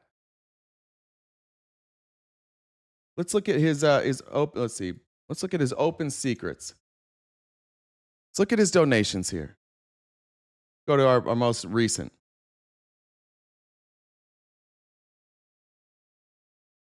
Top contributors. And this is where like Joe Rogan fucked up. Remember when Joe Rogan did this? Joe Rogan did this on his show. Doesn't know what he's looking at. Top contributors. Now a dipshit goes, see, Google, Kaiser, Apple, Amazon, U.S. Postal Service, see? Then let's hear. How much did he get from Google? $50,000. How much of that was given by individuals? $50,000, all of it. How much was given by PACs? 0. Kaiser Permanente, $40,000. How much of those were individual donations? $40,000. How many of those were PACs? 0. Apple, 0. Amazon, 0. U.S. Postal Service, 0. When you give money to a political candidate, you state your job, who you work for. And then you can sort it. These are individuals that work at these big companies who have given Bernie Sanders money. So where is that guy? What was his name there? What was the guy's name that made that comment? I'll take that apology now. You have 30 seconds for the apology, and then we'll play Robert Garcia here. Teabags, that's right. We'll listen to an ad while we wait for Teabags here. Like, nobody's as soft as a conservative. Ladies, you know what I'm talking about. Teabags was his name. Thank you. That's why every time you go to a conservative podcast, it's like, and now to our sponsor, Blue Chew. Your dick can work again. You don't have to scream at women when your dick doesn't work. This'll fix it. All right, Teabags, you asked for my attention. I stopped the live. I gave you my attention. I proved that I wasn't lying. Where's that apology? It's going to... Betty ran. For the MAGA that are still here, how many more times do we have to fact check you today? How many times? Are you ever going to admit that they just lie to you all the time? Get rid of CJ Hoffman. CJ Hoffman, enjoy your 24-hour mute. You don't get to call me a liar when I tell the truth. Samuelson, 5124, enjoy your mute as well. Appreciate you guys being here. There we go. We'll move on. Cowardly, cucky bitches. Now let's get to this story. Representative Garcia, he will ask the first round, then we'll go back and forth between the House and the Senate. I want to express my appreciation for the tremendous turnout that we have today. We're going to have 4-minute rounds because we have so many people and we have limited amounts of time. Representative Garcia. Thank you. I want to just begin by thanking all of our witnesses. That's a good point. A lot of the people calling me a liar are spelling liar wrong. There's Teabags, liar, liar, pants on fire. Bitch, bitch, bitch, bitch. See you later, Teabags. Each of your stories has been very, honestly, hard to hear. Like many of my colleagues, I'm enraged by what you've all had to go through. I'm so sorry that the stories are horrific, and I promise you that every single one of us, whether it's the House or the Senate, we will hold all of those that cause you harm accountable. You all deserve justice and you deserve peace. And it's horrific that anyone in our country has to go through what you have all been through, and I'm so sorry. We know that they're calling some of you and Americans across this country terrorists and anarchists. And I want to be clear that President... Correction from Soup for My Fam, it was encounters at the border. Thank you. Trump and his administration continue to lie about what they're doing over and over again. I want to start with Ms. Martinez.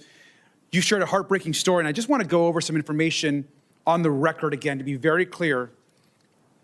You were shot 5 times, which is terrifying and horrific. Your own government called you a domestic terrorist. Is that correct? Correct. And you're not a terrorist, of course, correct? No, I'm not. You're a teacher, is that right? Mm-hmm. Yes, correct. Just an American citizen teacher here, shot 5 times by ICE. Convicted. And then called a domestic terrorist. Of no crimes, is that correct? Correct. Have you ever been convicted of a crime?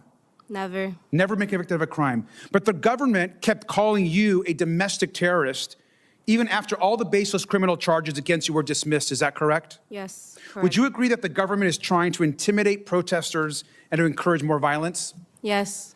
Is it true that in the body cam footage, the CBP officer told you to, and I'm so sorry for saying this, the officer told you to, quote, do something, bitch, before he fired? That's a good idea. That's good de-escalation, right? Somebody's protesting you, do something, bitch. They're so desperate to hit women. So desperate. They're so desperate to hurt people. It shows, like, I mean, look, a normal person, if they were an ICE agent, let's just say that a normal person happened to be an ICE agent. I don't know how that works out, but a normal person, if somebody was protesting, and we see it most of the time with police, they understand that that's part of their job, is that people can protest, people can say mean things, and they have to have thick skin. Not a lot of these ICE agents. It's do something, bitch. Do something. Give me a reason. They want a reason to hit women. Yes. It's disgusting, shameful, and it gets worse. Ms. Martinez, these are images of texts sent by the agent who shot you. And they're actually disturbing to read, but I think it's important for the public to see this. The agent linked an article about your shooting and texted, read it. 5 shots, 7 holes. I fired 5 rounds, and she... Yeah, I have seen the footage of her arrest. I have seen it. And guess what? The government dropped all the charges against her. If what she did was wrong, if she was a domestic terrorist, if she was breaking the law, why did the government drop all charges against her? Take it up with the government. Don't argue with me right now. Take it up with them. The same people calling her a domestic terrorist and a criminal dropped all the charges against her. Figure that out. Had 7 holes. Put that in your book, boys. Oh, well, it is what it is. Shit happens. Yeah. This is someone that works for the United States government. I fired 5 rounds and she had 7 holes. Now, he was talking about you, and it's our understanding that he was actually bragging about his aim shooting an unarmed American citizen. Is that right? Correct. I'm so sorry, Ms. Martinez. DHS has allowed the agent who shot you to remove evidence and to potentially destroy it. Is that correct? Correct. They're actively working to deny you justice to an American citizen who's been shot and almost murdered. I'm so sorry. I want to turn to Ms. Rahman very briefly. The government, and I'm sorry, it's important that, of course, that those are watching can see this. I'm going to turn this for a minute. I'm going to turn over to Ms. Rahman. Thank you. The image above you just saw, Ms. Rahman, we've taken it down, of course. Ms. Rahman, you were literally just driving to a doctor in your own city. Is that correct? Yeah, shot 5 times and is alive. Correct? That's correct. On her way to work. You shared that when officers were yelling at you, that you thought about others who had been shot. Is that correct? Yes. You told officers that you were disabled. Is that correct? Yes, many times. You were still brutally arrested, denied medical care, and you lost consciousness in your cell. Is that correct? That is correct. Horrific, outrageous, and I'm so sorry that this happened to you. And I would encourage the American public to view the photos of what happened to Ms. Rahman, which are very hard to see. These agents are unleashing violence against people across our country. And I have one final picture as I close. I want to remind the American public of Stephen. Now, this is, I'm sorry, I didn't know we were getting into medical stuff. I'm not sure why he's bringing this up, but he's running out of time, so I'll try and explain it. This is an anal polyp. It's a medical condition. It's something that I don't, I'm not a doctor, but it's a growth that can occur within your rectum, and they can be very painful. They can pop, and I'm not sure why they brought that to an ICE hearing, but that's what this is. Miller. There's probably no single person in this government has done more damage. Oh, fuck, that's Stephen Miller. I'm sorry, my bad. Sorry. I always apologize when I get facts wrong. I'm sorry. Nearly identical. I'm so sorry. I want to apologize to MAGA for the misinformation there. That was Stephen Miller. My bad. And more harm to people across this country, immigrants and U.S. citizens, in the terror that is happening across this country than this man right here. And it's our job as a House, a Senate, and a united Congress to hold him responsible for the crimes that are happening to United States citizens. As a country, we have to do better. And with that, I yield back. Illusion said, I think it's definitely cowardice. I think that Trump loyalists' identities are now threatened by any truth that exposes their lack of principles. Correct. Nobody voted for Trump for principles. It was vibes. It's always been vibes. It wasn't fact-based ever. I think you're dead on there. This guy, Fox, said, meanwhile, they're cheering Trump for giving himself a $10 billion settlement of taxpayer money. That's right. Waste, fraud, and abuse, baby. I'm actually going to get to that in a little bit because I don't even know if Trump knows why he's getting that $10 billion. Let's get to this. Trump had an interview with, I believe is it ABC or NBC? I don't remember who. I had a couple clips from this. NBC. This one first about the election fraud that he's alleging and the lies that he's telling. And you'll watch Trump back down. Like sometimes when Trump doesn't have a good answer, he just lies and like, I didn't really mean it. And you'll see that here. Trump has no problem spreading disinformation and saying things that aren't true. And then when confronted by it, when he doesn't have a solid answer, he's like, I was just teasing. And then MAGA's like, he's just teasing, guys. How do you not see that? Speaking of counties, what is happening in Fulton County? I'm not doing anything, but the FBI went in because it's been under talking about Fulton County raid. I guess review for years. The cheating that took place in Fulton County and in that particular Nobody knows what's in the warrant. What are they you're going to find out. Look, why would anybody be upset that they went in and they got the ballots? I guess, right? Again, Notice his language. I didn't know anything about it. The FBI went in there. They got the ballots, I guess. Is that what happened? Notice what he's saying right now is like, I don't really, I don't know a lot about it. It just happened. I know you're asking me questions. I'll tell you what I know, but I wasn't really involved in this. Nomad, thank you for that. Said for the Stephen Miller joke. That's been under review and under investigation for 4 years. And now they got a court order. They got a court order signed by nobody knows what a the evidence respected but liberal judge signed a court order allowing them to go and pick them up. Well, you're going to Thanks, Catfly. know what the ballots say because they're right now inspecting the ballot. I'm not involved in it, but they are inspecting and checking the ballot. Why is Tulsi Gabbard there? I don't know, but 3 things I need you to remember for the next couple of clips. I guess it was the FBI. He didn't know they were going in there. He didn't know why they were going in there. And he doesn't know why Tulsi Gabbard was there. a lot of the cheating comes from it's international cheating.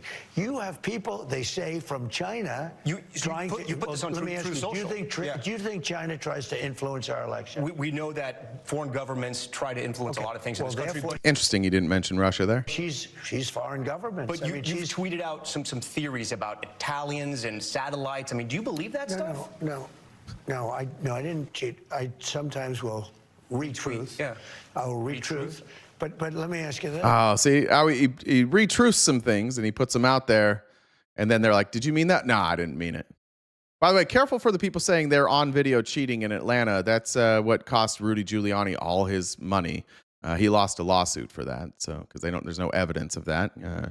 Imagine still thinking that the videotape that showed people pulling out boxes of ballots was evidence of cheating after all the court cases we've went through. After all the times that has been debunked, can you imagine being a person today that still believes that dumb shit? If China or any of these countries are involved in our elections, that would bring her into it. And everybody knows that Russia, they talked about Russia, it turned out to be a hoax. It was Hunter Biden, it wasn't Russia. What? What does that mean? Couple things. Of course, Russia wasn't a hoax. Trump's campaign director and his top national security advisor both pled guilty in the Russian hoax, and nothing was tied to Hunter Biden during the Russia investigation. 37 indictments from the Mueller investigation, multiple guilty verdicts, and people pleading guilty, but it's a hoax. Look, we have to have honest elections. Yeah. There should be nothing wrong with the fact that they went in, got ballots from a while ago, and they're going to look at them. And now they're going to find out the true winner of that state. Yeah. And you know what? If there was cheating, which there was, but if there was cheating, it should be found because we can't let it happen again. This is the first time they've investigated the ballots right now. They've had 6 fucking recounts in Georgia. 6 fucking recounts. And recounts include inspecting ballots. 6 fucking recounts. This is the first time. And by the way, you don't know what they're investigating. You don't know because they haven't told us. So GSP, how are you even drawing these conclusions, Republicans? The warrant is sealed. You have no idea what they are investigating. Nobody has told you. How are you drawing conclusions without even knowing what they're investigating? Nobody knows yet. It's just cheerleading. It's just always cheerleading. Whatever they do, I jack off and celebrate it. You don't fucking know. You don't I don't know how you guys live. I don't know how your existence or how you exist on this planet. You just wake up, open your mouth, and they baby bird it, and you repeat it. I don't know what the fuck you're doing. You have no fucking clue what they're doing with the ballots because they haven't told you. None of us know. It needed to be full forensic. What does that mean? What does full forensic mean? Anyways, let's go here. I want to show, I'll get back to Trump here in a minute, but this was from Mark Elias this morning, who is probably definitely the most successful lawyer in beating Trump in court, which he's the Democracy Docket and Mark Elias have beat him in court hundreds of times. Sounding the alarm here. I've been sounding the alarm about the risks that Donald Trump faced to democracy since I was the general counsel to Hillary Clinton's campaign. You and I did a lot of television sounding the alarm before the 2020 election and what we saw afterwards. And I am here to sound a larger and louder alarm today than I ever have before. I mean, the fact is that Donald Trump has proven himself desperate. As you point out, the redistricting has not worked out the way he wished. I'm proud that my law firm represented the Democratic Party in defeating the Republican effort that we just won in the Supreme Court.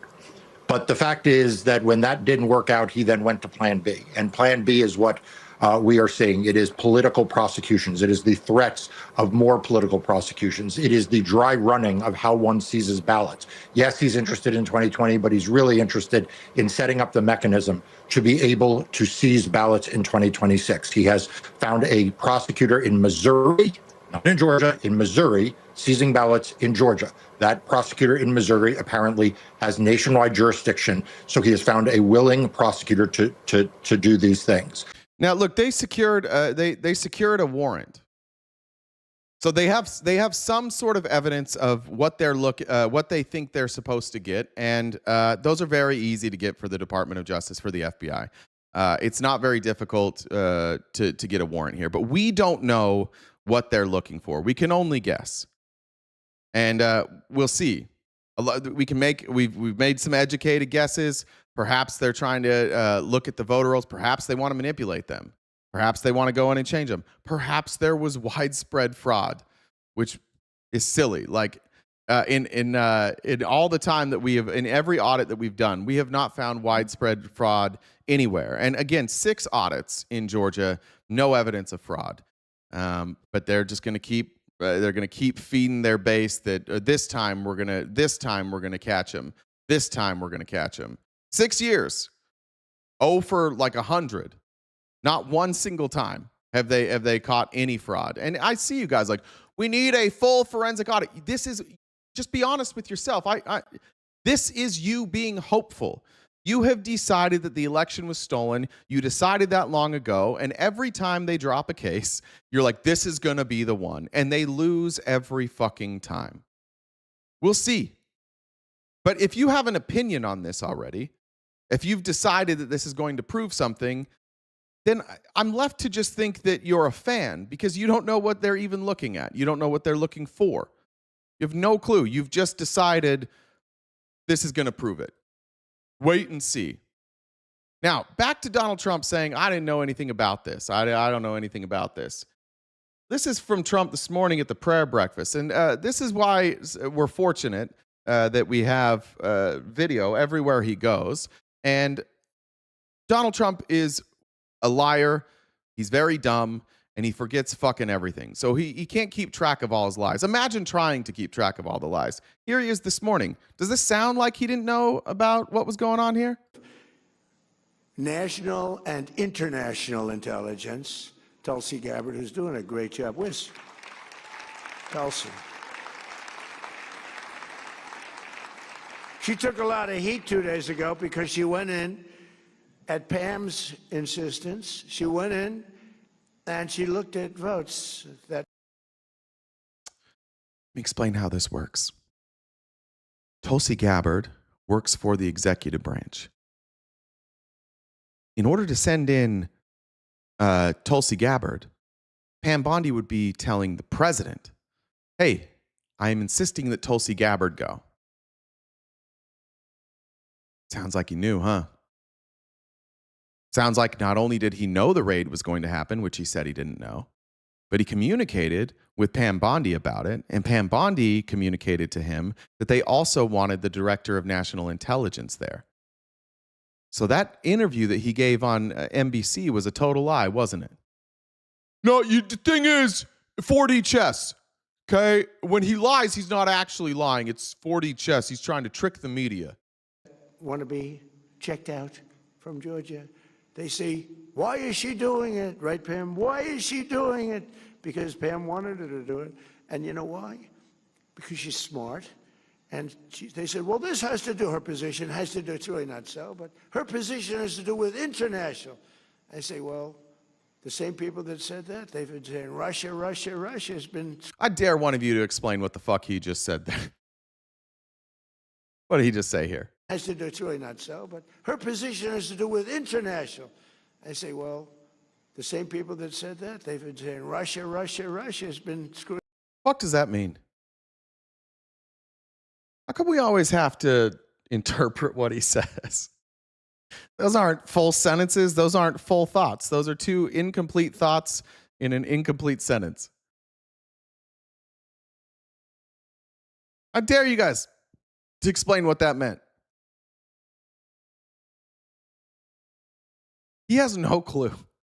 And this is what Mick Mulvaney said in his interview, his former chief of staff. Mick Mulvaney basically admitted that Donald Trump doesn't read anything. He doesn't pay attention during briefings.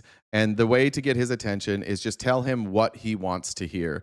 And then he'll just run with it. He'll believe it. If it's something that he likes, he just believes it. But he clearly has no grasp on what's going on. He clearly has no grasp on what the criticism is or what they're even doing. That was incoherent. Our elections, okay? So let's assume Russia had something to do with it. They say, no, Russia didn't have. So now they're saying Russia had nothing to do with it. Who is saying, who is he referencing here? Somebody tell me who the fuck he's referencing that said he offered, tell him Russia had something to do with it. And they were like, no, Russia had nothing to do with it. Who's he referencing here? Listen, he will continue. Shut the fuck up. Shut the fuck up. When he says dumb shit, you guys, I've got his dick in my mouth. Hold on. All right, let's go back. We'll go back from there and we'll get to the rest of it. And let's see if it makes sense now. We'll go all the way back. And you know why? I won't stop she's it. Smart. And they said, well, this has to do, her position has to do, it's really not so, but her position has to do with international. I say, well, the same people that said that, they've been saying Russia, Russia, Russia has been screwing our elections, okay? So let's assume Russia had something to do with it. They say, no, Russia didn't have. So now they're saying Russia had nothing to do with it. Because if I say Russia, that it's perfectly fine. But you could add China and about 5 other countries to it. But she's done a great job, and Pam has done a fantastic job. Okay, we got all the way there. What the fuck is he talking about? If he's so goddamn smart, why do you need everybody to come out after and be like, what he meant was? Every single time somebody says, can you respond to this quote? Everybody in this administration, can you respond to this quote from Donald Trump? They go, well, what he meant was. Why is he so incapable of saying what he means?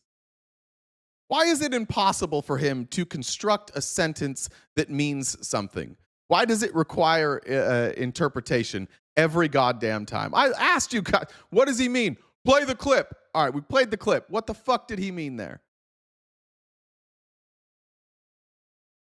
Anybody? Natalie, thank you very much. I don't know if I said that already, but appreciate it. I always appreciate your support. He's saying people hate China more than Russia? Yeah, is that what he's saying? It's obvious. David says it's obvious. David's not going to explain it to us. It's just obvious. Democrats can't even say that. So nothing. Nothing from any of you. He has it dumbed down enough for an 8-year-old to comprehend it. Well, fuck, is everybody here 7? Because no MAGA here can figure it out. What the fuck is he saying, please?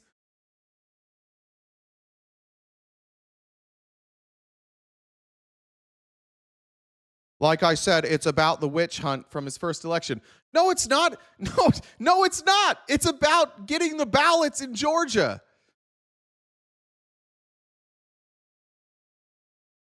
You don't even know. How pathetic are you guys? You don't know what he's saying ever. He's a fucking moron. And you've all convinced yourself that he knows what the fuck he's saying.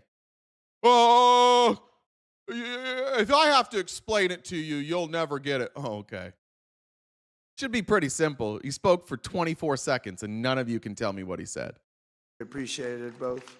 Haven't seen you in a couple of days. Doing a great job with what, too? Then he just ends like, but they're doing a great job. With what? What are they? You can't even explain to us what they're doing. But just to go back to why we showed that clip, he's a fucking liar. On NBC, he said, I didn't know anything about it. I don't know why Tulsi was there. And then the next day, he's like, yeah, so Pam Bondi came to me and she's like, here's what we're going to do, but we need Tulsi. And I was like, cool, I'll send Tulsi. He's a liar and he can't speak coherently. And if you point that out, MAGA goes, yeah, you're dumb. You're just dumb, dude. I am a hack. Well, I'm smarter than your dumbass president, so whatever you want to say there. Here's what they're going to use as cover, which, of course, I have to explain to MAGA because Trump can't explain it to him. But here's what they're using as cover now. According to Reuters, a team working with Trump's spy chief Tulsi Gabbard last spring led an investigation into Puerto Rico's voting machines, said Gabbard's office and 3 sources familiar with the previously unreported events. Now, this is from, again, people from Gabbard's office. So Tulsi Gabbard's office has leaked this with their own unnamed sources to put this out there that, yes, she's supposed to deal with like national security, and she's supposed to deal with specifically the people who are attacking us internationally. And this is how dumb they are. They want us to believe that Puerto Rico is international. It's not. The sources said the goal was to work with the FBI to investigate claims that Venezuela had hacked voting machines in Puerto Rico. Okay. Did they do it? But added the probe did not produce any clear evidence of Venezuelan interference in the U.S. territory's elections. Okay, so they went and investigated in Puerto Rico and found nothing. So that's why it's okay for her to be in Georgia now. Now, if you listen to Benny Johnson keeps floating this idea that Maduro is going to admit that Venezuela hacked our elections. That's what they think is going to happen here. But if you ask me, I think that it has everything to do with their desire to control the elections in 2026, which Trump is already advocating for. Trump is telling his MAGA base, hey guys, you can trust me. I never lie about anything. I need to take over the elections because they're not secure. And if any of you happen to go, what evidence do you have? Just know that all the MAGA base will tell you to shut the fuck up. Don't ask for evidence. They'll show you later, and you'll just go along with it. That's why we're concerned. I'm not concerned that they're going to do an investigation in Georgia. I don't give a fuck about that. If they want to do a full forensic audit, they can do that. They don't need to seize the votes. They don't need to seize the ballots to do that. They could do the forensic audit in Georgia. There's no reason for them to seize these ballots. They could take control of the ballots if they needed to. There's no reason for them to be seized and removed because now Georgia doesn't have any oversight, and it's Georgia's responsibility. This is states' rights. So this is the federal government saying, fuck those states' rights. We're going to take control now. And will they show you evidence? Who knows? Will you care? Absolutely fucking not. If they come out 2 weeks from now and they say, we've concluded our investigation, Trump won the 2020 election, you'll all go, great. See, told you guys. You'll come in here and you'll be like, told you. And then I'll say, where's the evidence? And you'll say, idiot, fucking idiot. It doesn't take anything for you guys to believe a story like this. So happy to see the evidence when it comes out of whether or not there was a crime committed, but there is zero transparency. None of you know why they seized these ballots. They're not telling us. For some reason, it's under seal. Trump can't explain it. Doesn't seem to know what the fuck's going on. Pam Bondi can't explain it. Todd Blanche can't explain it. None of us know.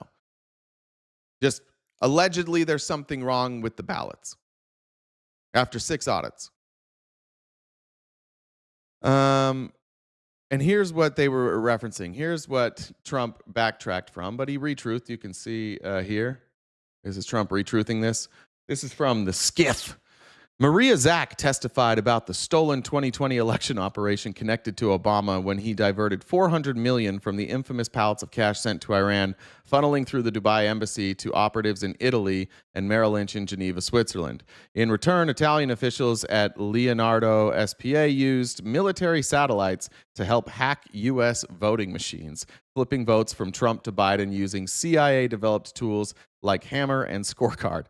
I just got to say for YouTube, this is not my misinformation. I'm just reading what Trump said. So please don't take me down for misinformation. I'm just reading what he retruthed. China reportedly coordinated the whole operation, providing the tech backbone and bribes to corrupt Americans. The CIA oversaw it. The FBI covered it all up, all to install Biden as a puppet. This is the global election fraud cartel and the real threat against American democracy and the rest of the world. Now, obviously, Trump distanced himself from this. He's like, nah, I don't really believe that. He retruths it because he doesn't really care. He wants you to believe the election was stolen, so he's just going to throw stuff out. Most people aren't going to see that interview. They're not going to know that he denied this. They're going to see this in real time, and they'll be like, oh, this is, now I believe this because Trump retruthed it. He wouldn't retruth a lie, but he admitted that he did. This is the Steve Bannon flood the zone with shit. Just keep MAGA confused and angry. And goddamn, he's doing a good job. You guys are here every day, confused and angry, following orders to a T. Congratulations. You are good foot soldiers for Donald Trump. Back to the interview, though. More lies from Donald Trump. And this one, I got to say, I actually don't think this is a lie. I think that Donald Trump is just has fluffers all around him, and they tell him what he wants to hear because none of this is true.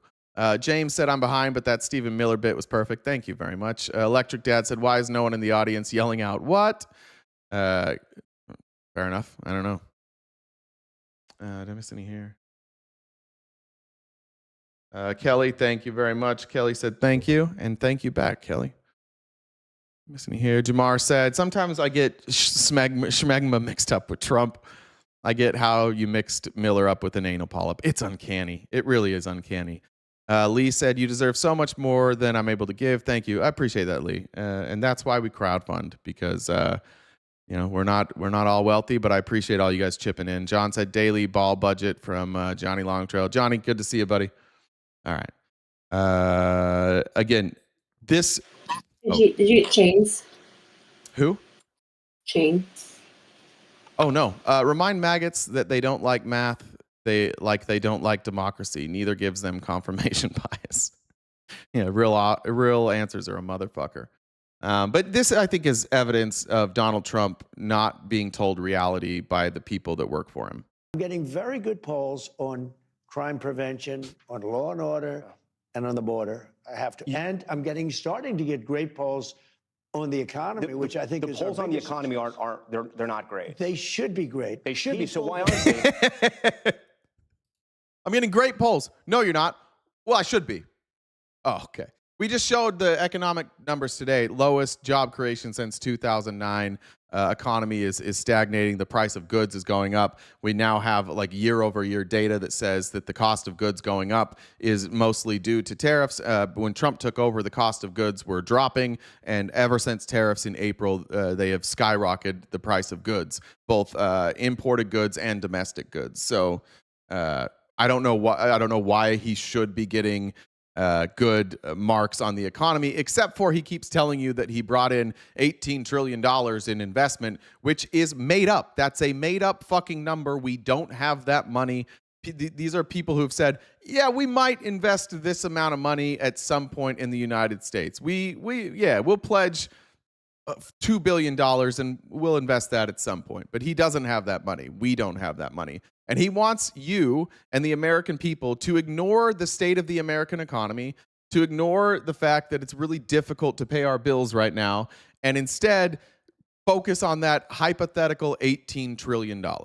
If you believe that. I don't know.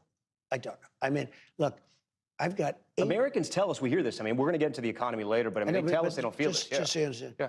I have $18 trillion being invested into the country. Biden has. When are the American people going to feel it? When are they going to start to realize that you fixed it? I've got $18 trillion in investment. Who cares? Who the fuck? Even if he had that $18 trillion, it's not affordable to live here. Things are getting less affordable. So who the fuck cares? This is why they are starting to try and manipulate elections. This is why they're trying to take control of the midterms, because no president ever recovers from this. You get your ass kicked when the economy isn't doing well. And it's worse than when he took over. His economic numbers are in the tank. His economic polling is in the tank. And he has no coherent message that works on people. I can't afford any of my bills. Would it help to know that massive corporations have got $18 trillion in investment? It does not help. Thank you. Thanks for bringing that up. I will not be voting for you. This is why they're trying to manipulate elections. And for you that still are voting for him, you dumb motherfuckers. You dumb motherfuckers. Stop letting him lie to you. You can vote for him if you want, I guess, but like, is there a backbone in there somewhere? No. Gave it away. So had to sell it, really. Couldn't pay for groceries. Had to sell my spine. I'm just a blob now. No structure to my body. But boy, do I love Donald Trump. I saw a video the other day that was like, I wish that my dad loved me as much as he loved Donald Trump.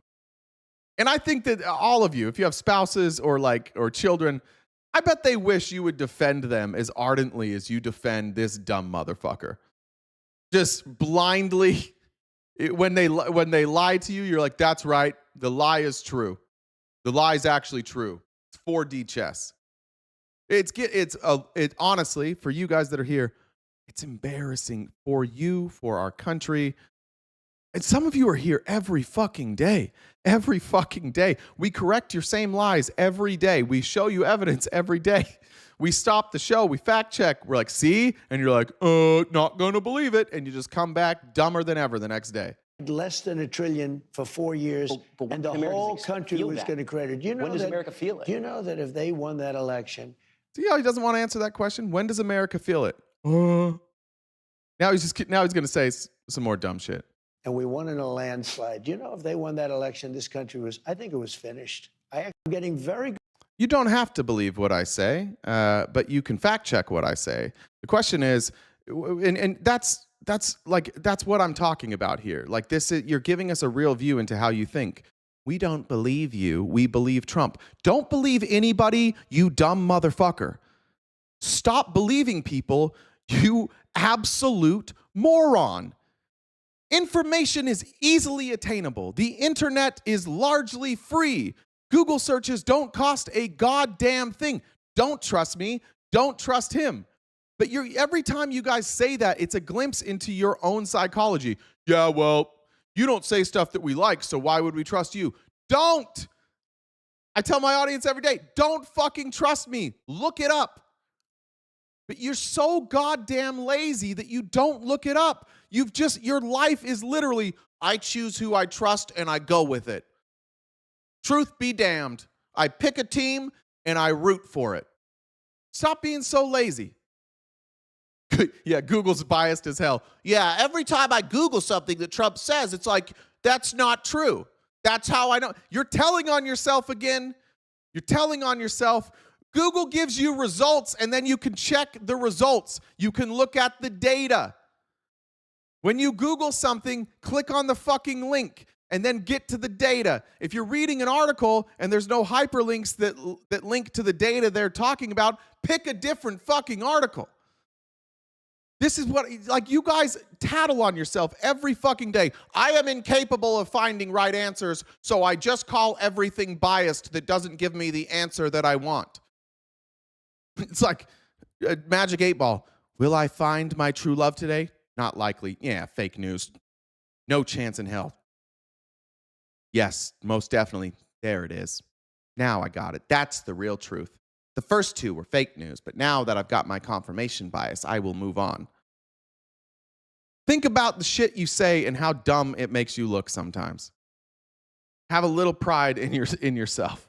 Alyssa said, we love you. Keep putting it to those maggots. Thank you. Appreciate that.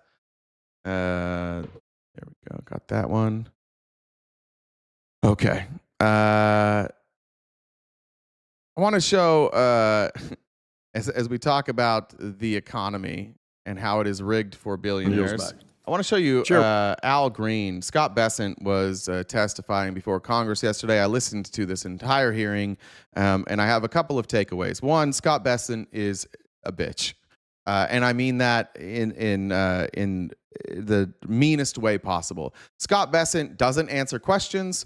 He doesn't know a lot of these answers, and he's just there to fight. Like, he wants to go in there, and he literally had prepared lines against every senator. So they'd ask him a specific question, and he would look down at his notebook, and he'd be like, "Did you take campaign donations from?" His job is just to answer their questions. You can answer yes, you can answer no. Just give him the answers, and you can leave. But Al Green here points out something that most MAGA, you don't know, but even when you do find out, you don't care.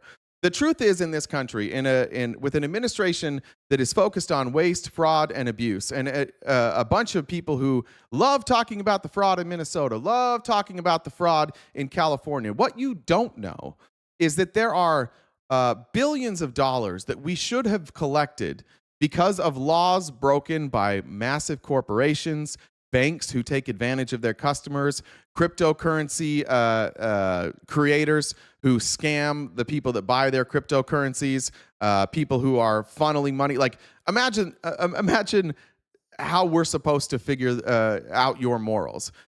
In Minnesota, we are saying these people from Somalia are making money in the United States, and then they're sending it back to their friends and family in Somalia, and that must be stopped. We must stop this money laundering. And at the same time, this administration has shut down virtually all investigations into money laundering, specifically when it comes to banks and cryptocurrency, which are much easier ways to launder money. It's hard to launder cash.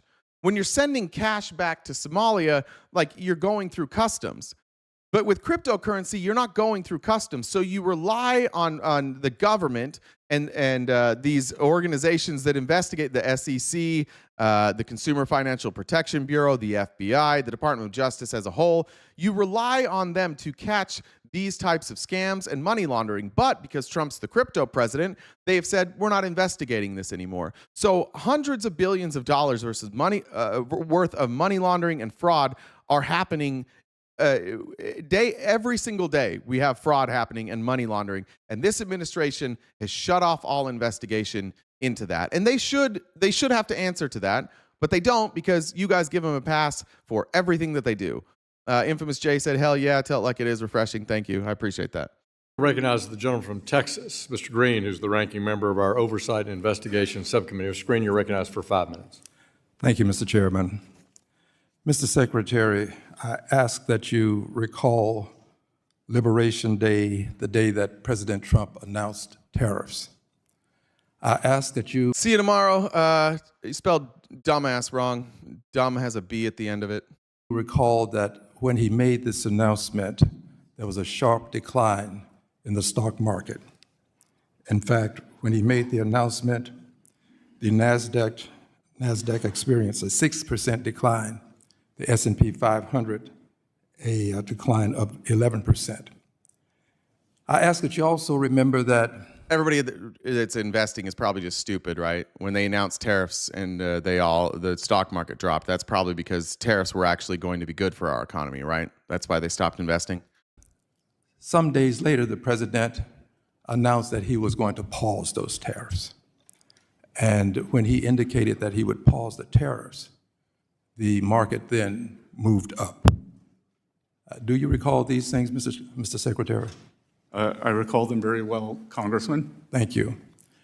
And I ask that you... Oh, I don't care about the stock market. You're missing the point here, Rib Tip, and you guys always do, because you listen to argue, you don't listen to learn, you don't listen to comprehend ever.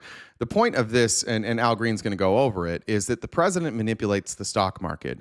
And he has been consistently involved in insider trading, both in cryptocurrency and in the stock market. And he manipulates even his own company's stock prices. And when he needs a bump, he just signs an executive order, and his stock price gets a bump. Also recall, please, Mr. Secretary, that hours before the president announced the pause, he indicated by way of Truth Social, he has more than 50% ownership in Truth Social. It's a great time to buy DJ. I love that. Thank you. Stock market is great under Trump. They say no one can change the market. Trump can with a word. Uh-oh, That's not good. By the way, stock market's good under every single fucking president that we've ever had. Every president presides over the highest stock market in the history of the country. This is just like, they also preside over the year furthest from zero, right? It always happens. But what you just pointed out there is that Trump can change the market with one word, meaning that it's manipulated, that it's not a real market. That's the problem with our economy. It's a fucking casino. It's a Ponzi scheme. You're bragging about the fact that Donald Trump is corrupt. You're celebrating his power to control the economy with one word. Do you know how crazy it is that you just celebrated that? Hurry and come real quick so you can get some like post-nut clarity and realize how crazy the thing you just said was. Yeah, the president can control the markets with one tweet. That's not good. That's bad. That means that the markets aren't independent, that they're not operating on real market principles, that they are operating on speculation almost entirely. That's not good. That's a dumb way to run an economy. So as soon as I've been talking for 20 seconds. I'm assuming you've already finished. But if for some reason you're able to last longer than 20 seconds, when you come and you have some post-nut clarity, please look in the mirror and realize how fucking insane it was that you just bragged about that. AT. That was his announcement on Truth Social. And in so doing, Truth Social had a value that moved up. In fact, Truth Social, which the president has a majority ownership, went up by $415 million. Now, here's what's interesting in this scenario. Sends out a tweet. Now's a good time to buy. DJT. Just a little bit before he announces a pause on the tariffs. Now, what Trump loves to say and what Scott Bessent does, because they are so lucky. I wish I had this. I wish I had this. Honestly, I'm going to tell you one thing I'm jealous about with Trump is that they can do things that are obvious and they can get away with it by claiming you can't prove that. Donald Trump's stock ticker is DJT. Obviously, those are also his initials. Perhaps you would want your stock ticker to be the same as your initials, which doesn't make sense, right? Because it's Truth Social. Why would it be DJT? But perhaps you would want your initials to be the same as your stock price so that when you tweet about it, when you're giving everybody a heads up, now is a great time to buy, period, DJT, when all of the people that you talk to do insider trading and they go and they buy DJT, which they immediately did. Immediately when he tweeted that, you saw a massive swing of people going and buying his stock. And then the next day, or maybe it was hours later, I think it was the next morning, he announced that they were pausing the tariffs. And suddenly his stock price skyrocketed. The insiders got the information early. He told everybody, go buy, but then by the time they bought, the stock market, or his stock price skyrockets. All the people who bought early that were insider trading sold as those people bought. They make a fortune. And the people who bought, who are the dumb shits like you, who just follow along, they wind up losing money because then the stock price came back down. This is insider trading. It's market manipulations. It violates the Emoluments Act. But what they get to say is, oh, no. He was just signing his truth as DJT. He does that sometimes. And that's enough for you. If Nancy Pelosi did it, and let's say she had a stock that was NPP or whatever, Nancy Penelope Pelosi, and she tweeted out, now is a good time to buy, period, NPP. And then the next day, you saw that they had lifted tariffs, you'd be like, insider trading, insider trading, insider trading, insider trading. And you would all say, like, hang her in the streets. You would all do it. But when it's Trump, you're like, actually, I think he was just signing his tweet. You can't prove it. You have provided the cover for a criminal organization simply because you have sold your entire souls to this man. It is a pathetic existence to be MAGA and defend this shit.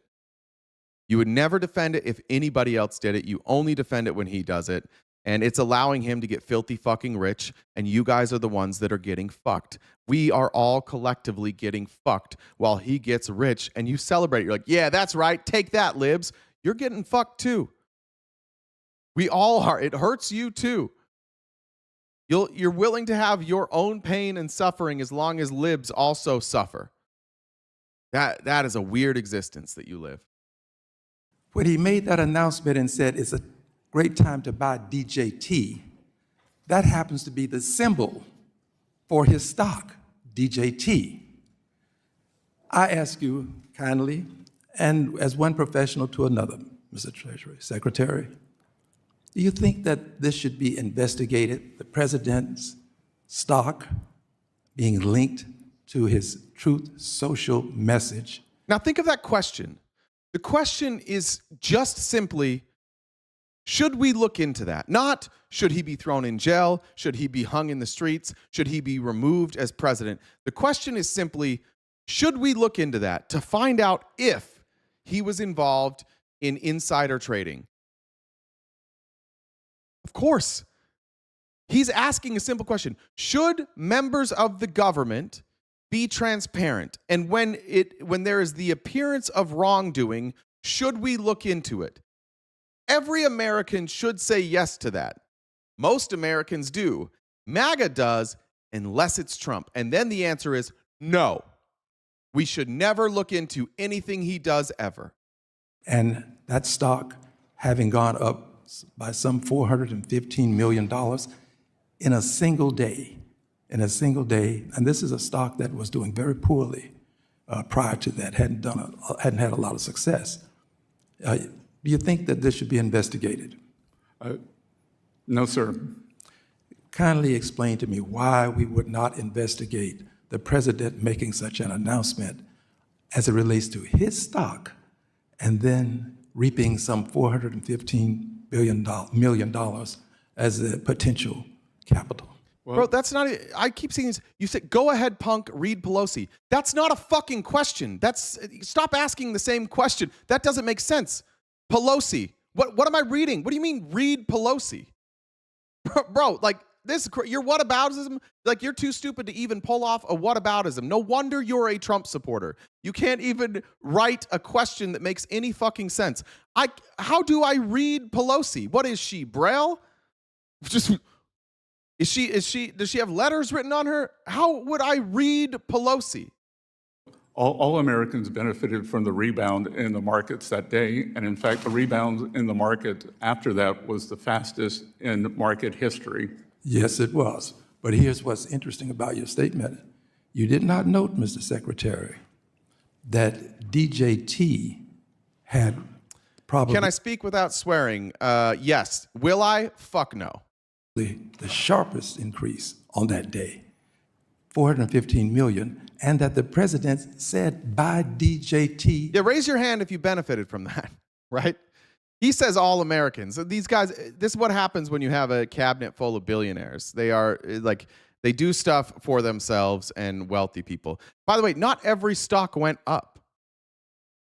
So not all Americans benefited that day. Like on average, stocks went up, but plenty of stocks went down as well. So it's just a silly thing to say.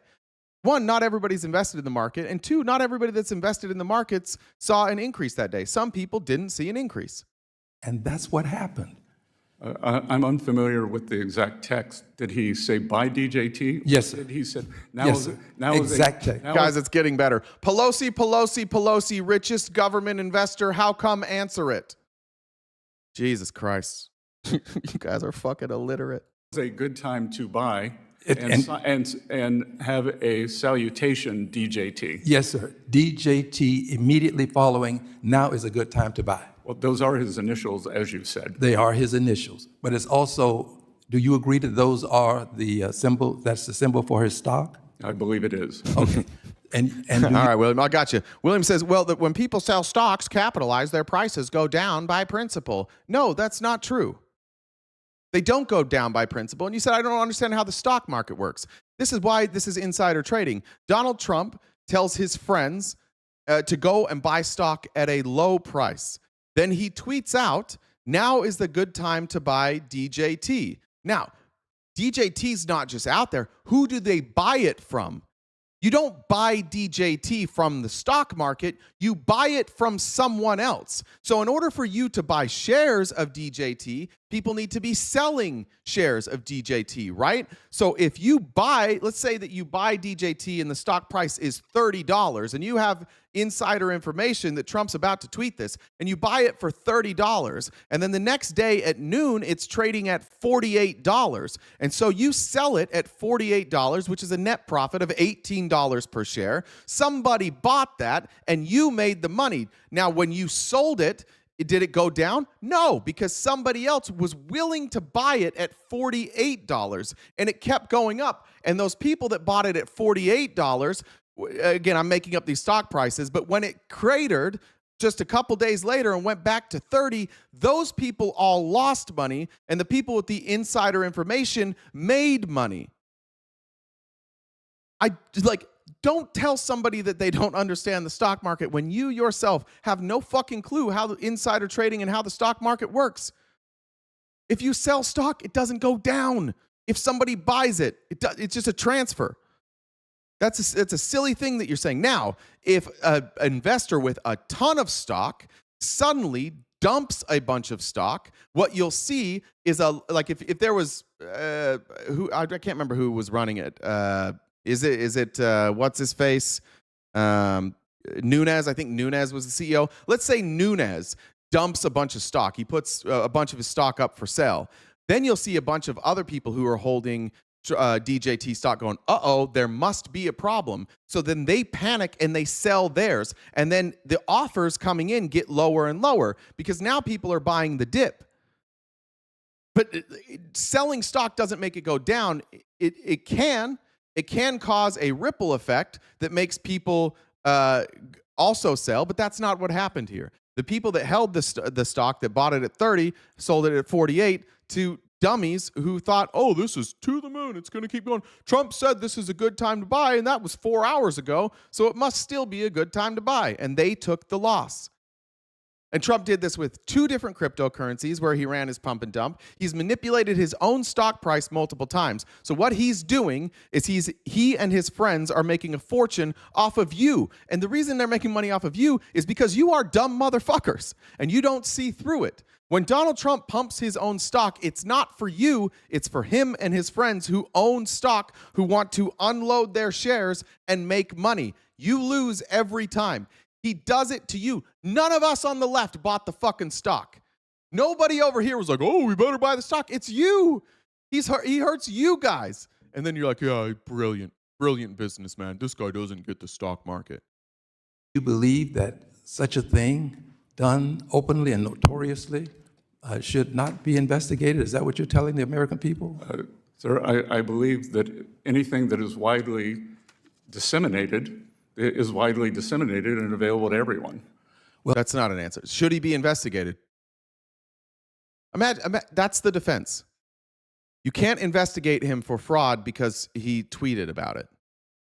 You see what that sets up? That sets up a scenario where Trump can openly commit fraud as long as he does it openly.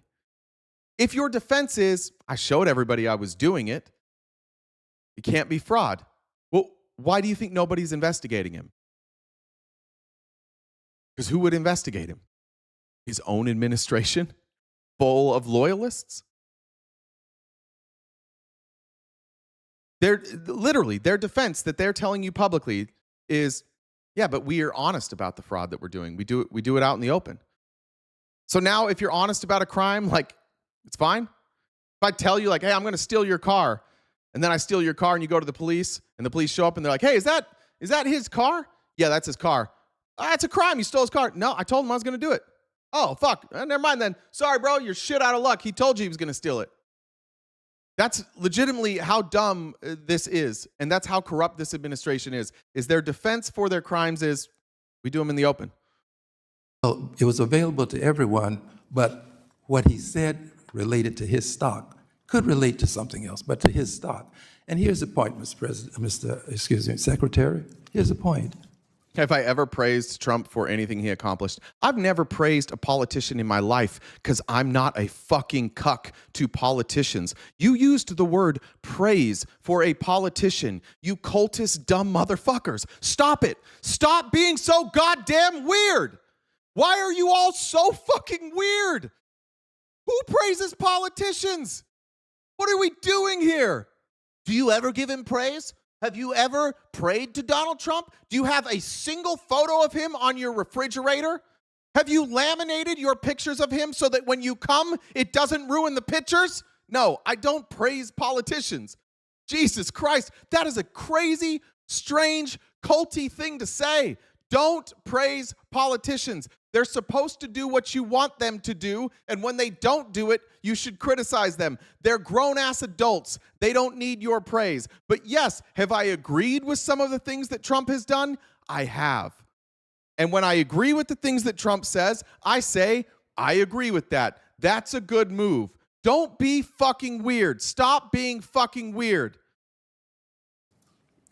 I believe that any other president making this kind of move is almost a hustle. I don't want to say that about the president, but making this kind of move would at least be investigated. If you're going to allow the president to do this openly and notoriously, $415 million, what you're doing is giving him a license to move markets at will, make announcements, and reap benefits. We had people in this chat bragging about this. That's the thing about Trump. He's so amazing that he can move markets just with his words. Yeah, he's got an army of lemmings who would rather see him get rich than our country do well. And they have, and now the way that you guys gauge whether or not the country is doing well is if Donald Trump's getting rich and if it makes people mad. That's now your litmus test for how are we doing. How's Trump doing? Good. What do you like that he's doing? Oh, I love that he's pissing off the libs. I know that. How do you feel about him making $1.5 billion running multiple scams? It pisses off the libs, dude. I'm all for it. Now, everything's more expensive, right? Well, yeah, but it's a hoax, I think. I think that's a Democratic hoax. It's crazy. Like, I go in to buy groceries and they're more expensive, and I'm just like, these fucking Democrats hoaxing me every day. If they would just get out of the way and stop hoaxing everybody, prices would come down. He is literally hustling the United States stock market.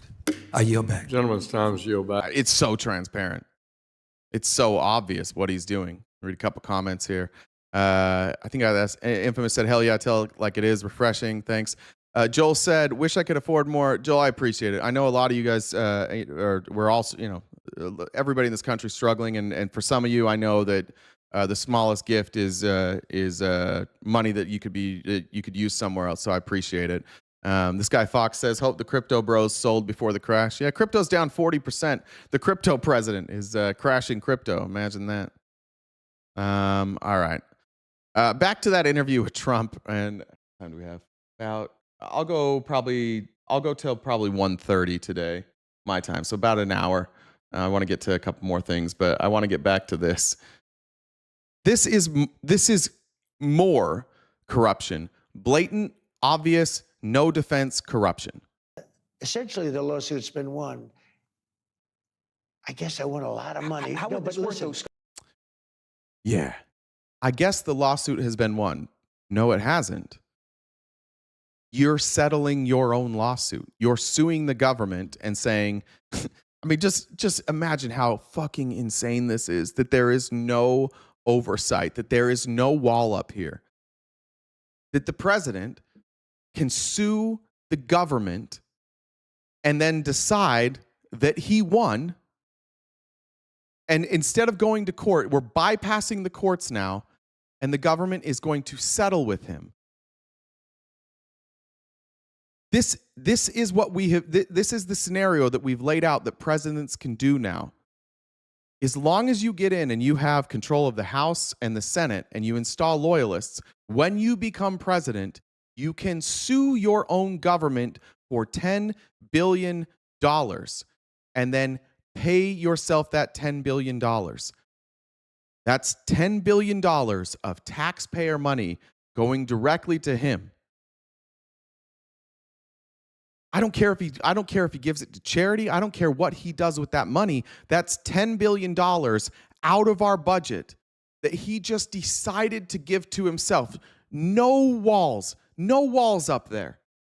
No court judgment. We just bypass them. Do you understand the precedent that you guys are setting by encouraging this and celebrating this? Anybody who wins the presidency now can be like, you know what, I want a yacht. Government, I am suing you for $20 billion for farting. We'll see what the courts say. We've decided not to go to the courts. We've decided to just settle it. And they're going to give me the $20 billion. It's not worth it to go to court. We're going to lose. Thank you. Check for $20 billion. $10 billion this president just gave himself, and it's your fucking money. It's our fucking money. We're $38 trillion in debt. This is the group that's telling you we're all about waste, fraud, and abuse. This is more than all of the fraud that they claim in Minnesota. They claim $9 billion worth of fraud in Minnesota, and because of that, Tim Walz should lose his job and be hung for treason. This is more money than that, and they're not even going to the courts. Trump's just saying, I was wronged. Thank you for the $10 billion. Oh, I'm going to come again. What the fuck happened to you people? This is the most corrupt thing I've ever seen. There has never been anything more corrupt than this in the government ever. And this guy does a lot of corrupt things.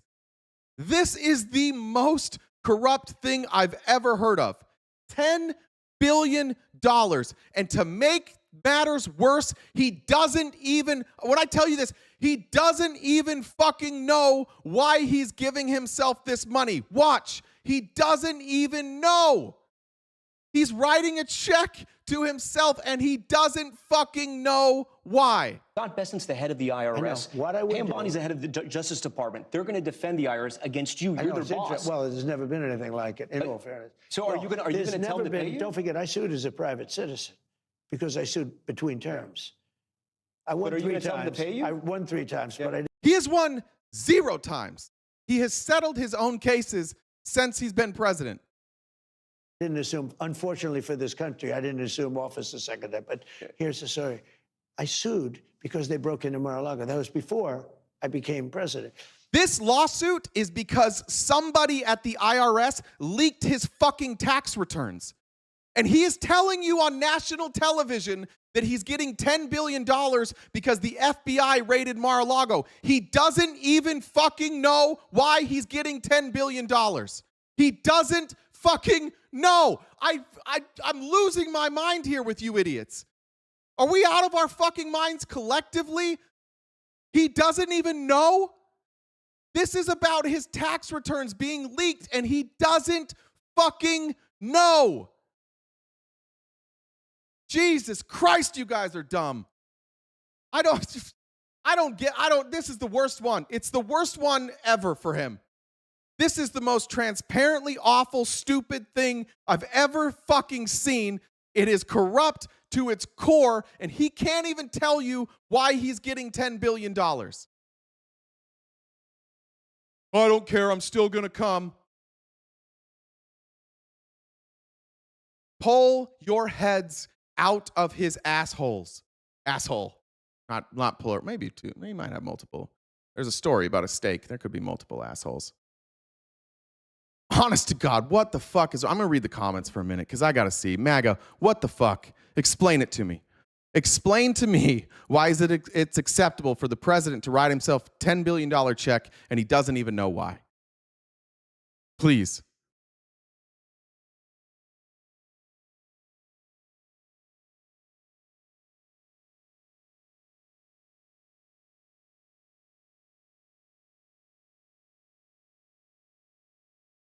I need something from one of you.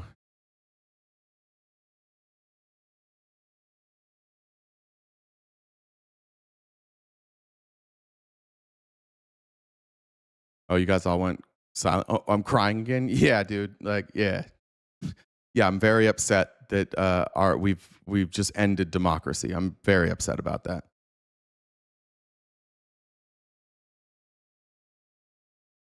I hate both sides, so you're not telling both. But Tori, you're done for the day. Tori's gone for the day. I don't have any time for both sides. Shut the fuck up!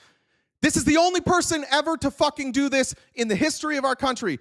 Anybody who says both sides, you're done for the day. I can't deal with you fucking pussies today. Not today. You absolute bitch. Well, you're not telling both sides. Yeah, because it's never fucking happened. Anybody else?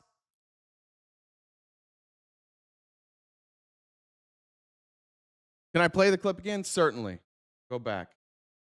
So are you going to tell them to pay against you? You're their boss. Well, there's never been anything like it, in all fairness. So are you going to tell them to pay you? Don't forget, I sued as a private citizen because I sued between terms. I won 3 times. Tell them to pay you? I won 3 times, but I didn't assume, unfortunately for this country, I didn't assume office the second time. But here's the story. I sued because they broke into Mar-a-Lago. That was before I became president. Nope. Nope. You sued because somebody leaked your tax returns. You guys are an embarrassing fucking failure of society. This is pathetic. Nothing has ever, I think, made me this upset that this guy has done. And it's not even that he's a fucking moron. It's not even just that. Like you can handle stupid people, but it's the people who watch this and go, never mind. I'm going to see my way out. I don't want to address this. He paid himself $10 billion and he can't tell you why.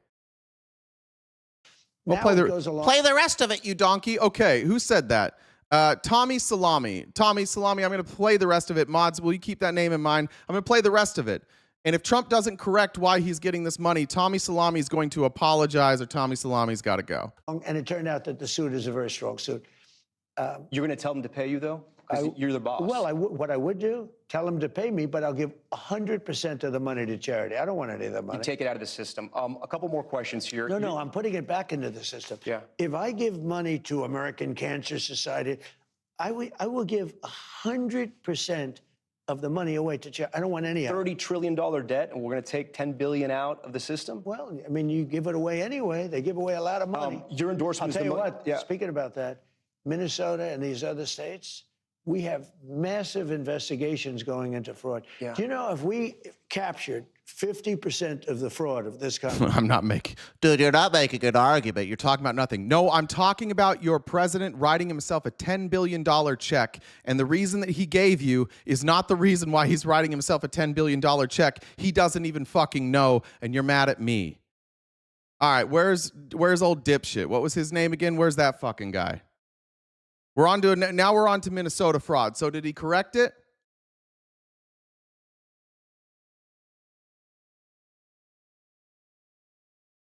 What was that guy's name? Tommy Salami. That's where it is. Tommy. We're going to play the ad one more time. Tommy, I'm going to get a drink. When this ad's done, I need to see an apology or you got to go. Like, nobody's as soft as a conservative. Ladies, you know what I'm talking about. Those conservative men are soft as shit. That's why every time you go to a conservative podcast, it's like, and now to our sponsor, Blue Chew. Your dick can work again. You don't have to scream at women when your dick doesn't work. This'll fix it. All right, Tommy Salami, thanks for being here. You're a bitch. RTP is the dipshit. Yeah. All you cowardly cooks. MAGA, just a reminder, this is you every time. This is like the 5th person today that I've asked, like, actually, you're lying. We proved that we're not lying. And then they're like, I still don't like you, and I still worship Donald Trump. Cucky little bitches, man. A lot of you. Cucky little bitches. Empathy is the meaning said. Open fraud, kind of like the SCOTUS ruling on it not being bribery if done after the quid pro quo. Yeah, gotcha. Bob said, I'm mostly conservative these days, but I enjoy your POV usually. Well, Bob, I hope you like this one where the president just is giving himself $10 billion. Axe says, don't forget about the $230 million he's suing us for. That's right. He never wins these cases, and then now he's president. He's like, I've decided that I win by default. We're not going to take these to the courts. I'm just going to give myself the money. That's not democracy. It's not constitutional. This is just straight up authoritarianism. Thanks for the taxpayers. Thanks for that money. It's mine now. I'm supposed to get a salary of $400,000. Instead, I'm going to donate that $400,000 allegedly, and I'm just going to take $10 billion. Thanks for electing me. You're welcome, Donald. We're winning so much. Look at all of us. The libs are so mad.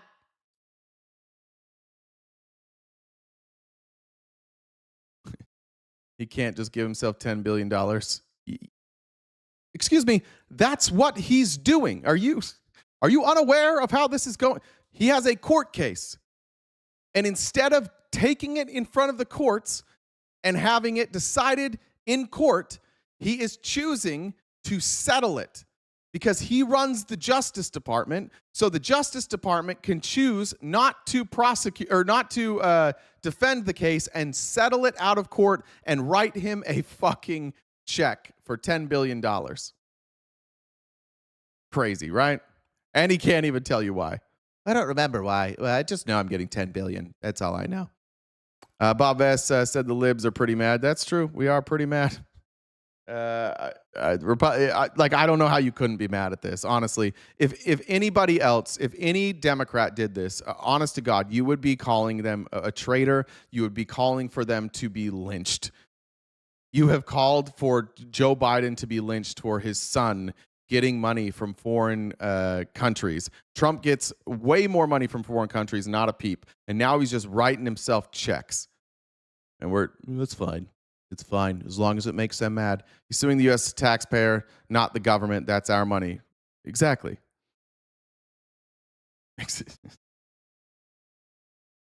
That's why I'm convinced more now than ever that the Republicans here are just bots. You can't be that dumb.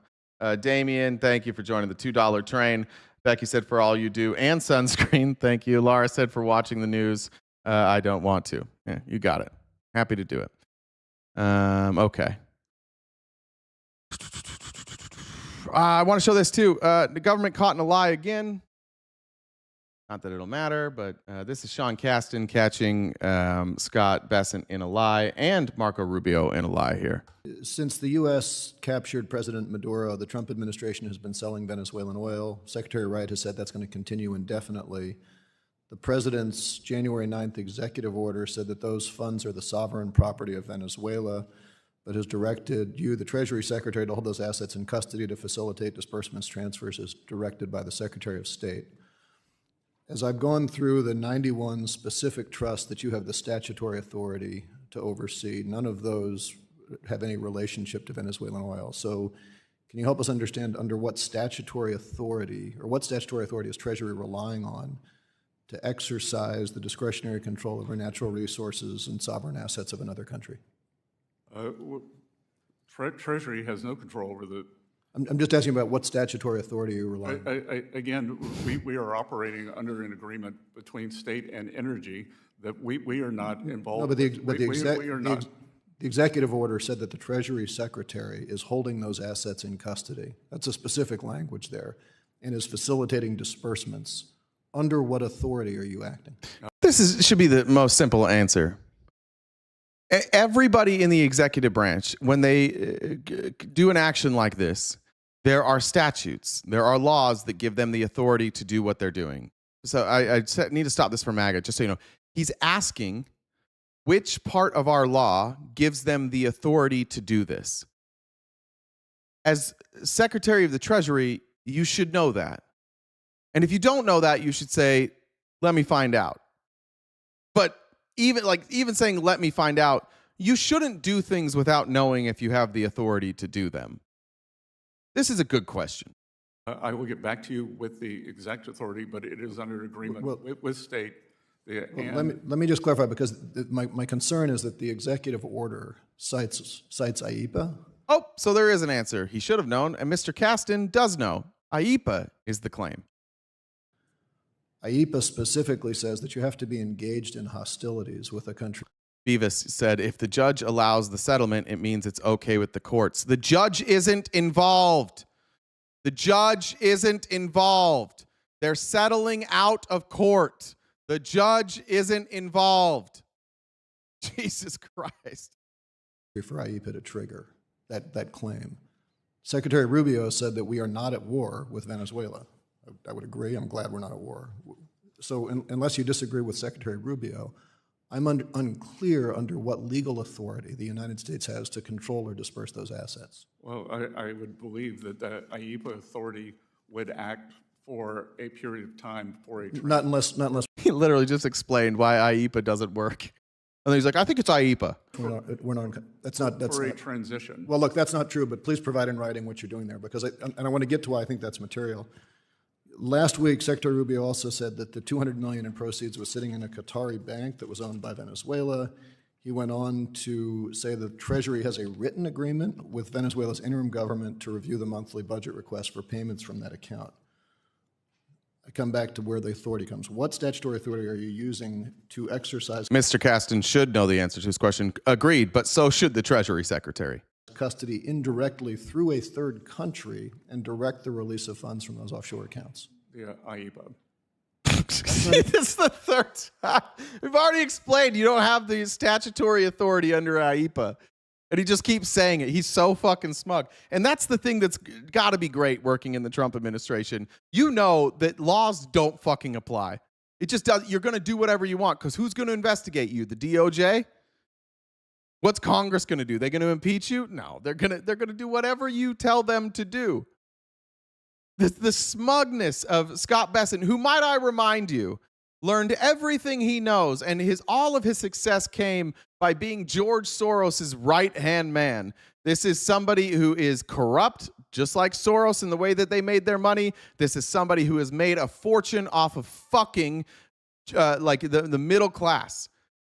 They have made bets against currency, they've manipulated currency, and they have fucked over the middle class to get rich. And that's your Treasury Secretary, and you still, for some reason, think he's doing something for you because you don't know what's going on. You just want Trump to make people mad. When Trump wins, you think you win because you're dumb. IEPA. You're managing, okay, so if you're managing a third country, not an IEPA, and please do provide us with the legal guidance, because this matters. What controls are you putting to audit those flows? Because as you know, the Venezuelan government still has a lot of shady people. How are you controlling the dispersion of those flows so that they don't go back to some of the shady characters that the president is concerned about in Venezuela? What is the audit process? Again, we will be bringing in outside auditors for this, and the Venezuelan government will be producing. Bad news. They did something that they don't have statutory authority for, and they don't have oversight yet. So there's, I think it's $500 million sitting in a bank account that we have no view of. Congress has no ability to audit that. And what Rubio said is we were going to hire independent auditors before we did anything, but they've already given $200 million of that has already been removed, and nobody audited it. And now we have Scott Bessent saying, we don't really have an audit yet. Like we'll get there. So they did something they don't have the authority to do. They claimed that there would be oversight, which there isn't. They're moving money, selling stolen oil, which they're not allowed to do. And they're like, yeah, we're not really doing it the right way, but what the fuck are you going to do? Do you have an agreement in place right now for those auditors? Sorry? Do you have an agreement for that audit in place right now? Not at present. Don't even have it. Don't even have anybody in place. Haven't even picked an auditor yet. They're already moving the money that they're not allowed to move, that they weren't allowed to steal, that they weren't allowed to put in an overseas bank account, and they still haven't even picked somebody to audit it. IMFRCD said, never ask a question if you don't know the answer. That's basic stuff and good advice. Don and Man said, God forbid any tax money go to help anyone who needs it, but the MAGAs are fine with Trump taking as much as he wants. Just once again, point out $10 billion is $1 billion more than they claim that the fraud of the fraud that happened in Minnesota. It's $1 billion more, and you guys won't shut the fuck up about that. That number's made up, by the way. It's not even close to $9 billion. There's nothing that says it's $9 billion worth of fraud. It's a made-up number that you ran with because of Nick Shirley. That is a problem. But Trump just literally cutting a check for $10 billion, no problem. How is it a problem for somebody that's here that's a citizen, like just a regular citizen, if they commit fraud? And they steal taxpayer money by not doing the service that they're supposed to. That's a problem. But Trump just giving himself $10 billion outside of the courts, that's perfectly fine. You have nothing left to say when it comes to morals, principles, fraud, waste, and abuse. You can't talk about the budget deficits. You can't talk about the debt. You have nothing left except for sucking Donald Trump's dick. That is now the only argument you are allowed to make here, because you have literally no principles. If Trump paid himself $1 trillion, you'd be like, yeah, it's fine. You literally don't care about anything. Okay, because Secretary Rubio, when he was asked that question before the Senate, he said that the Treasury had handled the agreement that he would be providing to the Senate committee. So Rubio testified there's an agreement in place for them to do the audit. So Rubio lied. Scott Bessent confirming we haven't done anything. So how much illegality do we need here? We stole oil, which we're not allowed to do. There's no declaration of war. Then we sold the oil, which we're not allowed to do. Then we took the money and we put it in an overseas bank account where Congress has no authority or oversight, which they control the purse, so they can't do that. And then when Rubio testified, he said, don't worry about it. We've got an auditor in place. It's all above board. You'll see everything. And that was a lie. And then Bessent's like, no, we haven't audited anything. There's no agreement in place. How many times do you have to break the law? Are you saying that Secretary Rubio was incorrect, or that you're not aware of the agreement that Treasury directed according to Secretary I'm saying I'm not aware of the agreement. Okay, so Secretary Rubio said he would provide that to the Senate committee. Can you please coordinate with Secretary Rubio and give us your word to provide us what Secretary Rubio is providing? Because he is alleging that was done under your with pleasure, Congressman. And okay. Just so you know, the goal here, it's been 30 days. my time because the concern I have is that this would be considered a fraudulent conveyance. I have a specific concern that we've entered into contracts with companies. Somebody banned for 24 hours Z Jwazi. We're not doing both parties suck here. Don't be a bitch. Take a stance on what we're looking at here.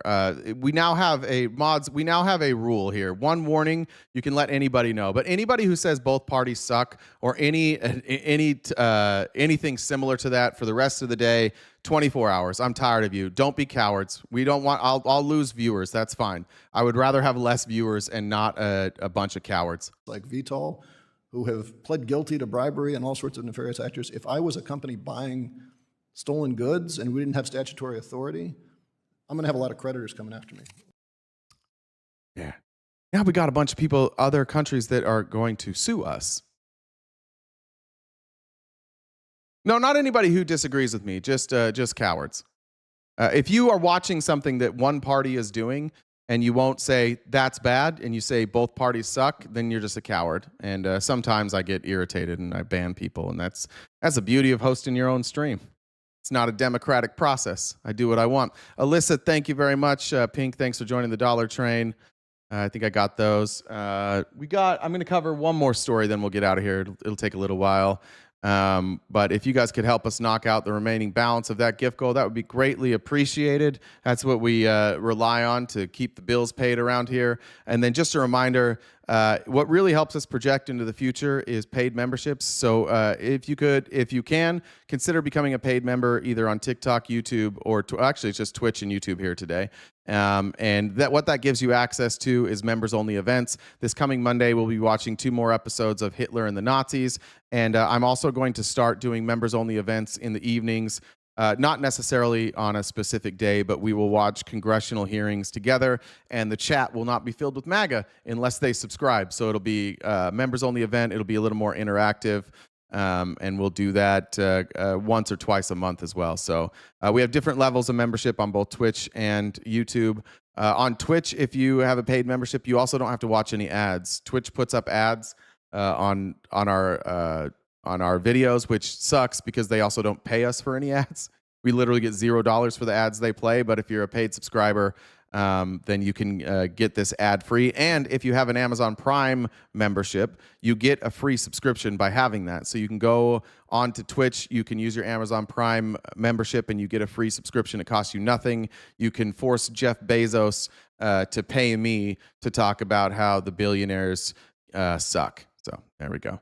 All right, last thing. I wanted to cover this Cato study. It's been on the outline for a couple days. I didn't get to it, but this was an incredible study. Now, if you're not familiar with the Cato Institute, right-wing, maybe libertarian institute, they recently did a study on the effects of immigration on our finances. And the findings were incredible. It says, in this paper, we wanted to accomplish two main things. The objectives were, one, to provide the first ever assessment of the total net fiscal effect on all immigrants from 1994 to 2023, rather than a one-year snapshot or forward-looking projection like many other studies. We wanted a sufficiently long period to assess claims like those by White House Deputy Chief of Staff Stephen Miller, asserting that immigrants have already sucked us dry. Remember, Stephen Miller, with no source at all, said that everybody here that is here illegally costs us over the course of their lifetime $1 million. The actual number that he should have been citing was $68,000, but that's just the total amount spent. It's not the net. And then two, they wanted to provide the clearest explanation for the mechanisms driving the fiscal effects of immigration on government budgets. So this is a capitalist group. This is a right-wing group. This is a group that historically has called for stronger borders, at times mass deportations, specifically of people who are here illegally that are violent criminals. But they just wanted to give you an honest look. And again, from 94 to 2023, that's a huge study. What has the effect been? Because what we're being told, and what many of us have believed, is that the reason we need to get rid of people who are here illegally is because they are a net drain. We're $38 trillion in the hole. We can't afford to take care of these people. They've got to go. I debated Andrew Wilson on this, who is a fucking loser, and he just conceded this whole argument to me because even your best debaters that you have no idea how to combat this information. And it's going to be alarming, I think, to a lot of you Republicans who MAGA is going to immediately dismiss this. Immediately. Not because the data's wrong, but because they are not going to like the conclusion. But here we go. Immigrants have reduced the deficit every single year. You can see here, since 94, when data collection began, immigrants have paid more in taxes than they received in benefits from federal, state, and local governments. The fiscal benefits have continued to rise, reaching their highest level ever in 2023. If you can't see it super well here, the purple is the immigrant surplus. And what is below here is what the deficits would be without immigrants. You can see this is the $0 line. Every single year, we have a net surplus. And this is what they put into the system versus what is taken out. Right? And then you add to all of our bills. Without what immigrants have put into our country, we would have had deficits every single year. At the lowest, we're looking at, what's that, $27 billion in like 2000. But imagine what kind of position we would have been in had we gotten rid of all illegal immigrants. Look at 2020. We would have been $4 trillion in the hole. And instead, $45 billion surplus. Does this jive with anything that Republicans have been telling you, MAGA? Now we've got a problem. Because now, in order to support mass deportation, what you have to say is, I just don't like them. I just don't like them. People who are here, who are undocumented, commit crimes at a lower rate than American citizens, meaning that the more immigrants we get in this country, the lower our crime rate gets. MAGA gets confused by stories, so MAGA will start in the chat going, Laken Riley. Correct. Sometimes people who are here and undocumented commit crimes. True. So do American citizens. But overall, they reduce the total crime numbers. The more immigrants you have, the more the crime goes down. Pretty cool, right? But every year since 94 created a surplus. You can look here. The fiscal surplus from all immigrants from 94 to 2023 was $14.5 trillion compared with a deficit of $48 trillion without immigrants. That means that immigrants cut deficits by nearly a third in real terms over the last 3 decades. Here's our deficits without immigrants. Here's our surplus. Why the average person is fiscally positive. They'll explain it here. How can immigrants be so fiscally beneficial when the country overall is running such extreme deficits? The answer is that a big part of the U.S. budget is pure public goods, primarily the military and interest payments on past debt accrued before immigrants came, which don't scale with population growth. These are essentially fixed costs or some sunk obligations that the United States will have to cover whether immigrants show up or not. The figure below shows how in most years tax revenue exceeds the cost of providing benefits. That is, everything that requires scaling and population growth. Thus, immigrants will be fiscally positive so long as they are at least average in their revenue creation and benefits received. So it's always going to be a benefit as long as they bring in more money than is given back to them. And so where does that money go? Does that go to pay for them? No, it goes to pay for you, red states. Your shitty states that rely on federal money every single year, almost every red state relies on the government, on a government handout. Blue states pay all the bills, red states are the takers. And you would be even worse off if there weren't people that were here who were undocumented. Ain't that some shit? So now what's your excuse? Now what's your excuse for demanding mass deportation? Can't be about crime. Can't be about money. So what is it?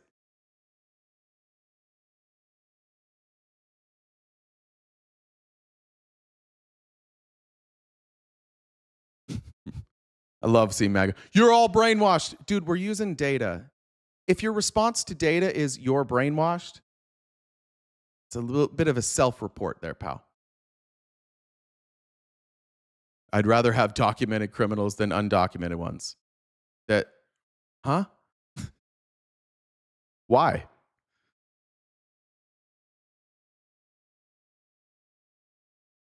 Why?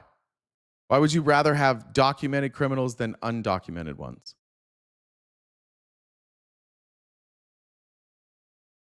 I do debate people. In fact, you can debate me anytime you want. You can come up here and debate me. I've debated all your best debaters on the right. It doesn't go well. I'll debate anybody, anytime, any place. It's why I have a show. I used to only debate, and then Republicans won't debate me anymore. So we started doing this show. In person? Yeah, I debate people in person all the time. How about you come debate? Ask Ben Shapiro to debate me. Ask Tim Pool to debate me. Ask him. What do you want me to do? Walk into their show and be like, debate me now. Tim Pool doesn't debate either. When was the last time you saw Tim Pool in a real debate, an actual debate? Dinesh D'Souza. Be glad to. He's still licking his wounds after Destiny tore him apart. Reach out to them. No, you reach out to them. You want me to debate your people? Reach out to them. Go do some work for me. Appreciate it. Immigrants pay more taxes and receive fewer benefits. Immigrants pay more in taxes than the average person. This is counterintuitive because they have lower hourly wages, but because they work at much higher rates, they end up with higher per capita incomes, the gray line, and pay more in taxes than their share of the population predicts, the dotted line. So here's the gray line right here. See the gray line there? And this is their share. This is what their share of their population should predict. So that's what they should pay, but they actually wind up paying more. Thus, immigrants have been better at generating revenue for the government than the average person. Let that sink in. Most of us in this chat here are average as fuck when it comes to income. Imagine complaining about these people who are paying more than you. I'm tired of paying for these illegal immigrants. They're paying for you. And they didn't even complain about it. They came in, they paid all your bills, and they were happy to do. They're just happy to be here. That's okay. We won't get any benefits from this. We'll pay your bills for you. We'll help your schools. We'll help your local communities. We'll help build your roads. We'll help pay for your prisons. No big deal. Maybe we got to get rid of you guys. This includes their costs, bud. This includes their costs. So this is what they pay. This doesn't include, when you say this doesn't include their costs, this doesn't include anybody's costs. This particular graph shows how much they paid, but when we talk about costs, this includes their costs, right? Because the government doesn't break up things by like what legal and illegal immigrants, right? When we're talking about the deficit. So this includes their costs. Every year since 1994, they've paid more in taxes than they received in benefits from federal, state, and local governments. Can you read? We already did that, but can you fucking read?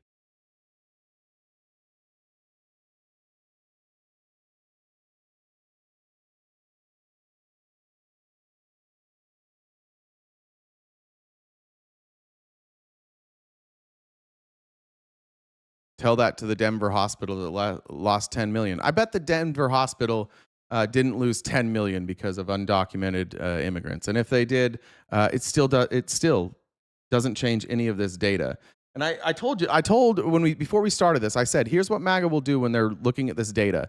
They will not be able to address the data. So they'll start giving me single examples of things that happened. And that's exactly what you're doing now. Don't believe everything you read on the internet. Just believe what you want to believe instead. Just believe that somebody told you. I've debated this. You can go watch my debate with Andrew Wilson. Some of you might like Andrew Wilson. I can tell you that he's allegedly, maybe your best debater on the right. He seeded the entire argument on economic data. I debated him on the economic impacts of illegal immigration specifically, and he conceded every argument I made and said, can we talk about how they make me feel icky instead? So you go talk to your debaters. Show me a debater on your side that has won this debate ever. Here we are. Are their tax revenues overwhelmed by the cost they impose? Here's everything the federal, state, and local government spent on over the last 30 years in per capita dollar amounts. Immigrants did not create significantly higher costs for any items and saved the government enormously in two areas: old age benefits and education costs. They're paying for your schools. They're paying for your grandparents. There's public goods, old age benefits, needs-based, education, other, prisons. You can see here, U.S. born versus average on public goods, which obviously don't get. Here's old age. Look how much they're contributing, and they don't get any benefits here. They don't get any benefits on these needs-based. They probably do on education.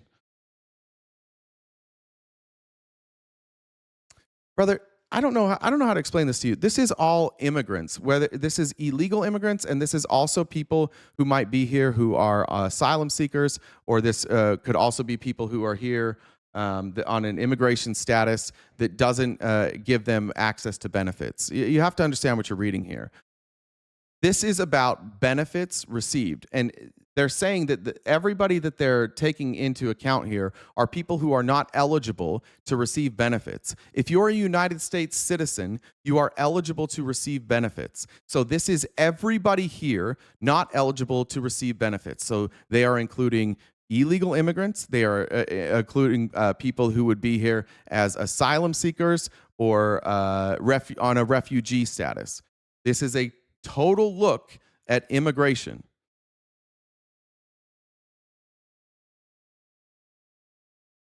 Immigrants use old age benefits less frequently because fewer public pensions are available to them and because of legal status rules, not because of their age. Again, legal status.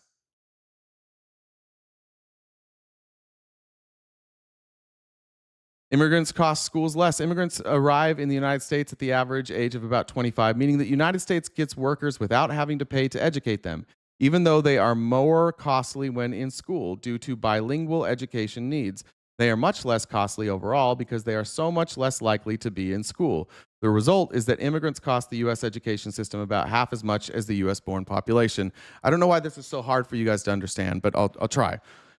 If you are here illegally, your numbers are being factored in here because these are education budgets. And the education budget, for example, or any of these budgets is not broken down by illegal immigrants, legal immigrants, and citizens. It is citizens versus everybody else.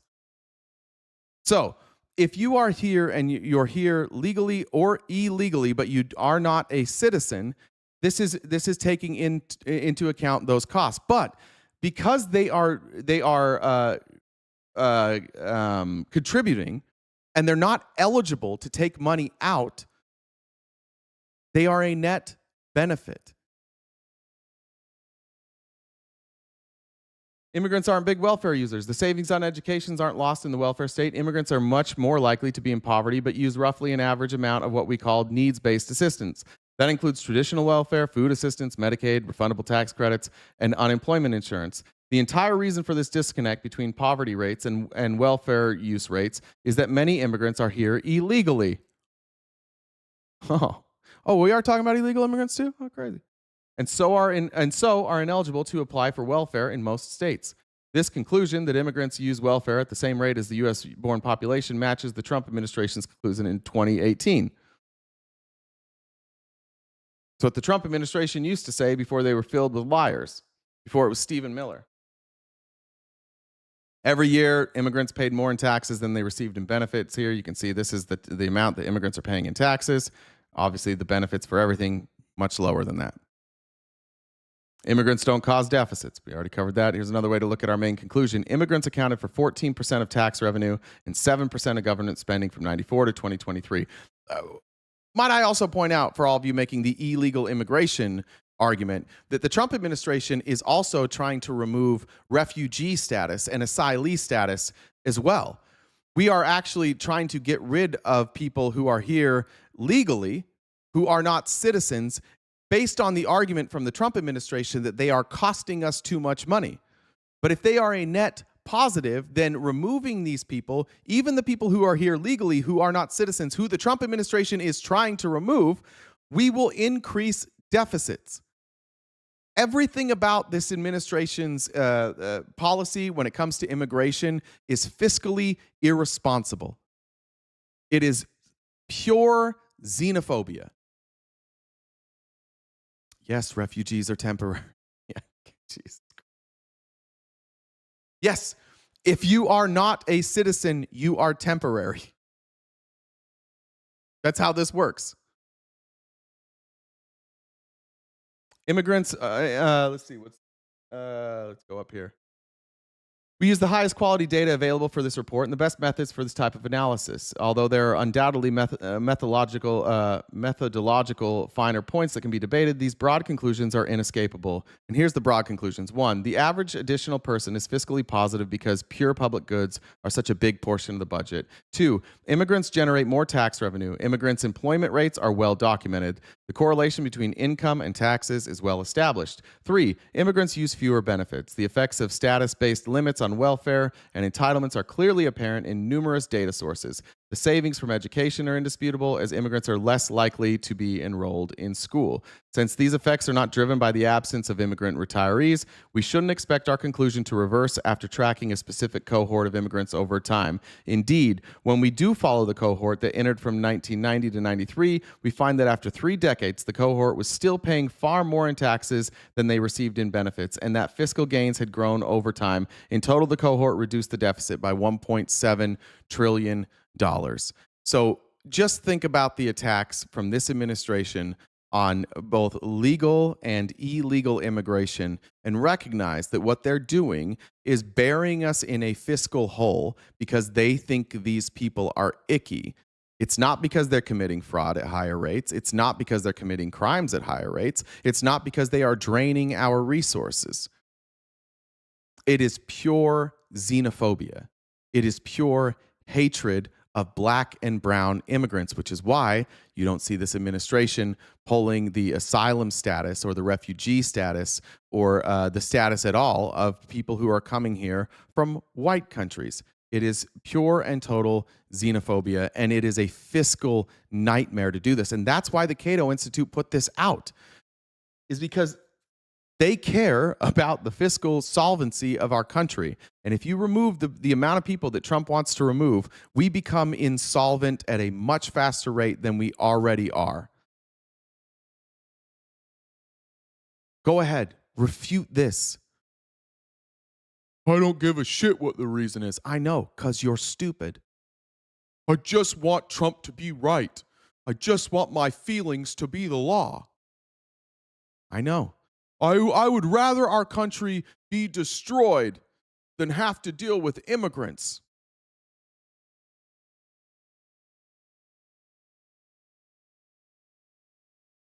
Good point, Alicia Marie. The numbers would be minuscule coming from white countries, and most were not crossing the Mexican border. True. When your engine is leaking oil, you turn it off and evaluate the repair. Right. In this case, our engine is leaking oil, and so we set it on fire, is what the Trump administration is doing. You're not turning it off. You're lighting it the fuck on fire. We're leaking oil. What if we took out the alternator? Would that help? Well, we could try that. Should we take out the starter? Yeah, let's take out the starter too. Should we drain all the brake fluid? How about the power steering? Let's get rid of that. Let's take off the fucking wheels. Let's light the whole goddamn thing on fire because it's leaking oil. Stopping the car and fixing the problem is an easy fix. There's an easy fix for all of this. Give these people amnesty. That doesn't even necessarily mean not necessarily a pathway to citizenship. Allow the people that are here who are working, who are giving our country a net benefit to stay and work. Make it easier for them to stay and work. You don't have to give them the benefits. I would argue that we should. You would argue that we shouldn't. That's a real political debate. But we're not having a real political debate right now. We're not having a debate about finances or economics. We're having a debate on, I think they're icky. That's the debate you guys are having. I do find you guys pathetic in your responses to this. I'd rather see the whole country go to hell. Betsy said for the gold, great show as always. I appreciate that. Benny said, did you see the furry dog costume party at Mar-a-Lago? Yeah. Can you imagine if this happened at Joe Biden's house? If they had a party with this at Joe Biden's house? They're all furries. They're sick. You guys would literally be like, they're sick. These sick fucks. We should have covered this up. I should have said that this was like a Bernie Sanders rally and seen what the response was. We'll do it again. The MAGA's dumb. They'll forget. We'll play this trick on them another time and see how that goes. Keep misconflating terms. Okay. Got it. Ty said, can you pull up his taxes from the past 20 years? Trump's? I don't know what taxes we all have. I don't know how many years we have worth. He's been sued. He had to give them out. Shane said, remind the both sides sitters. It's not communism to dictate your own stream. Chris said, another week of discouraging great info. Thank you. Ty said, so he sure doesn't pay fair share of taxes, then sues us. Facts. Sambo said, my favorite show. Thank you, RTP and Jen. Thank you, Sean. Thanks for joining the Dollar Train. Got that. Can I get all these?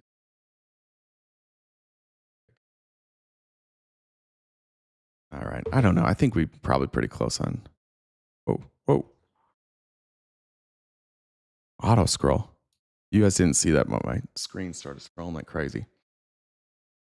Our paper also concludes, without the contributions of immigrants, public debt at all levels would already be above 200% of U.S. GDP. I think right now our debt to GDP is like 120%. But without that, we'd be at 200% of U.S. GDP, which would be second in the world behind Japan. And Japan is fucked. Nearly twice the 2023 level, and a threshold some analysts believe would trigger a debt crisis. Even low-skilled immigrants, those without bachelor's degrees, reduced the debt by $2.8 trillion. Immigrants in all categories of educational attainment, including high school dropouts, lowered the ratio of deficit to gross domestic product during the 30-year period. Illegal immigrants, now it's sorted out. But here's what you were looking for. Everybody that said, stop conflating terms. Where's stop conflating terms, dipshit? What was his name? Let's get back to that. BB9518. Where are you at? Illegal immigrants likely reduce the deficit by at least $1.7 trillion. I'm sorry that you had a hard time understanding what we were talking about, but there you go. We're not conflating terms. This is all applicable.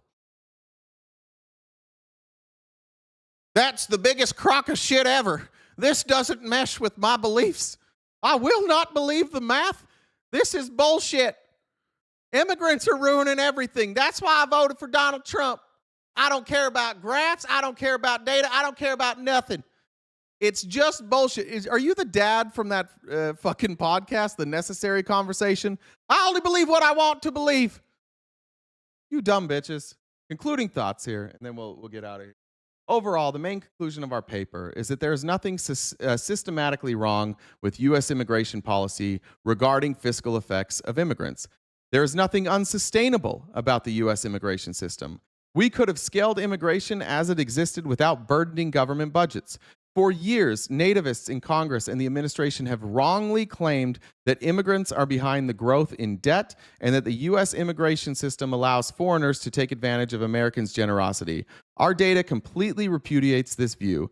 Immigrants are subsidizing the U.S. government and red states. Next time ICE is in the street and you see them arresting somebody, red staters, go up to ICE and say, hey, real quick, can I please thank this immigrant for paying our fucking bills because my state is incapable of paying its own bills? Because my state keeps giving tax breaks to rich people. We can't pay our own bills. So before you deport this immigrant, real quick, I'd like to thank them for paying my fucking bills.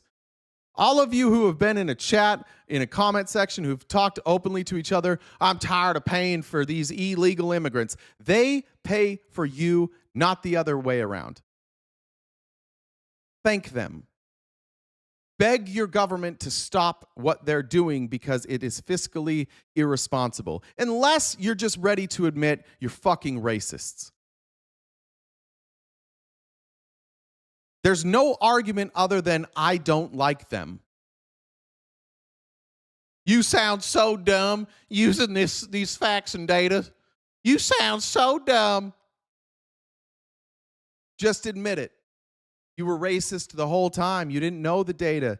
You've been making claims for years. You've been repeating claims from this administration for years. And we've been saying, yeah, they're just fucking racist. You're like, oh, all you guys ever do is say racist. We don't even care if you call us racist. I know you don't. I know you don't care. But you also don't care about data. And you also don't seem to care about the American economy. And your states are fucked. Fucked. Because you don't pay your bills already. You goddamn red state leeches. I'm tired of paying your fucking bills. We're tired of you fucking welfare queens down there complaining about everybody who pays your bills. Look at these fucking libtards in blue cities and these immigrants. You're welcome. You're welcome. You're welcome for all of that. argue it, debate it, have some counter evidence. Otherwise, we're just left to conclude that you're simply racist, which is what we thought all along. All right, let me check comments one more time. We'll get out of here. I don't think I missed any. I think I got them all. By the way, thank you guys, so many of you for subscribing. I appreciate that. Sarah Beth says, always wish I could give more, and more often I wish. Thank you. All donations are greatly appreciated. I think we took care of that gift goal, so I appreciate it. Guys, tomorrow is our final day of the week. I will see you tomorrow morning, Friday, and then we got a fun little weekend. As always, remind your Republican friends that... I got one more. I got it. Your hillbilly accent's hilarious. Thanks, Leanne. Remind your Republican friends that they are welfare queens, and that when we talk economics, should be a requirement for them to shut the fuck up. If you are a leech on society, you should shut the fuck up when we're talking about big boy things like paying the bills, because you don't pay any of the bills. You spend, you spend, you spend, and out of the goodness of our hearts, out of our own generosity, we go ahead and we pay your fucking bills. So when you see a blue-haired liberal, thank them for paying your bills, and forever shut the fuck up about immigrants and you paying their bills. You leeches. So that's all we got for today. Replays are available on YouTube and Twitch, as well as Spotify. I have merch in the bio. We still have our healthcare hoodies there as we push for more progressive candidates to enter these races so that we can get single-payer healthcare, which we're going to do for all of you Republicans too. You can keep arguing that single-payer doesn't work, and eventually we'll get it for you, and it'll be better for you, and you're welcome. And we just have to remind ourselves all the time that stupid people exist. Cultists exist. There's not a lot you can do to trick them into voting in their best interest. So we've got to do it for you. And from the bottom of my heart, MAGA, you're welcome.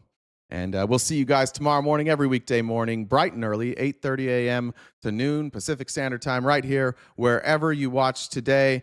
Take care of your mental health. If you are in a place where you can touch grass, go touch it. Hug a family member, call a friend.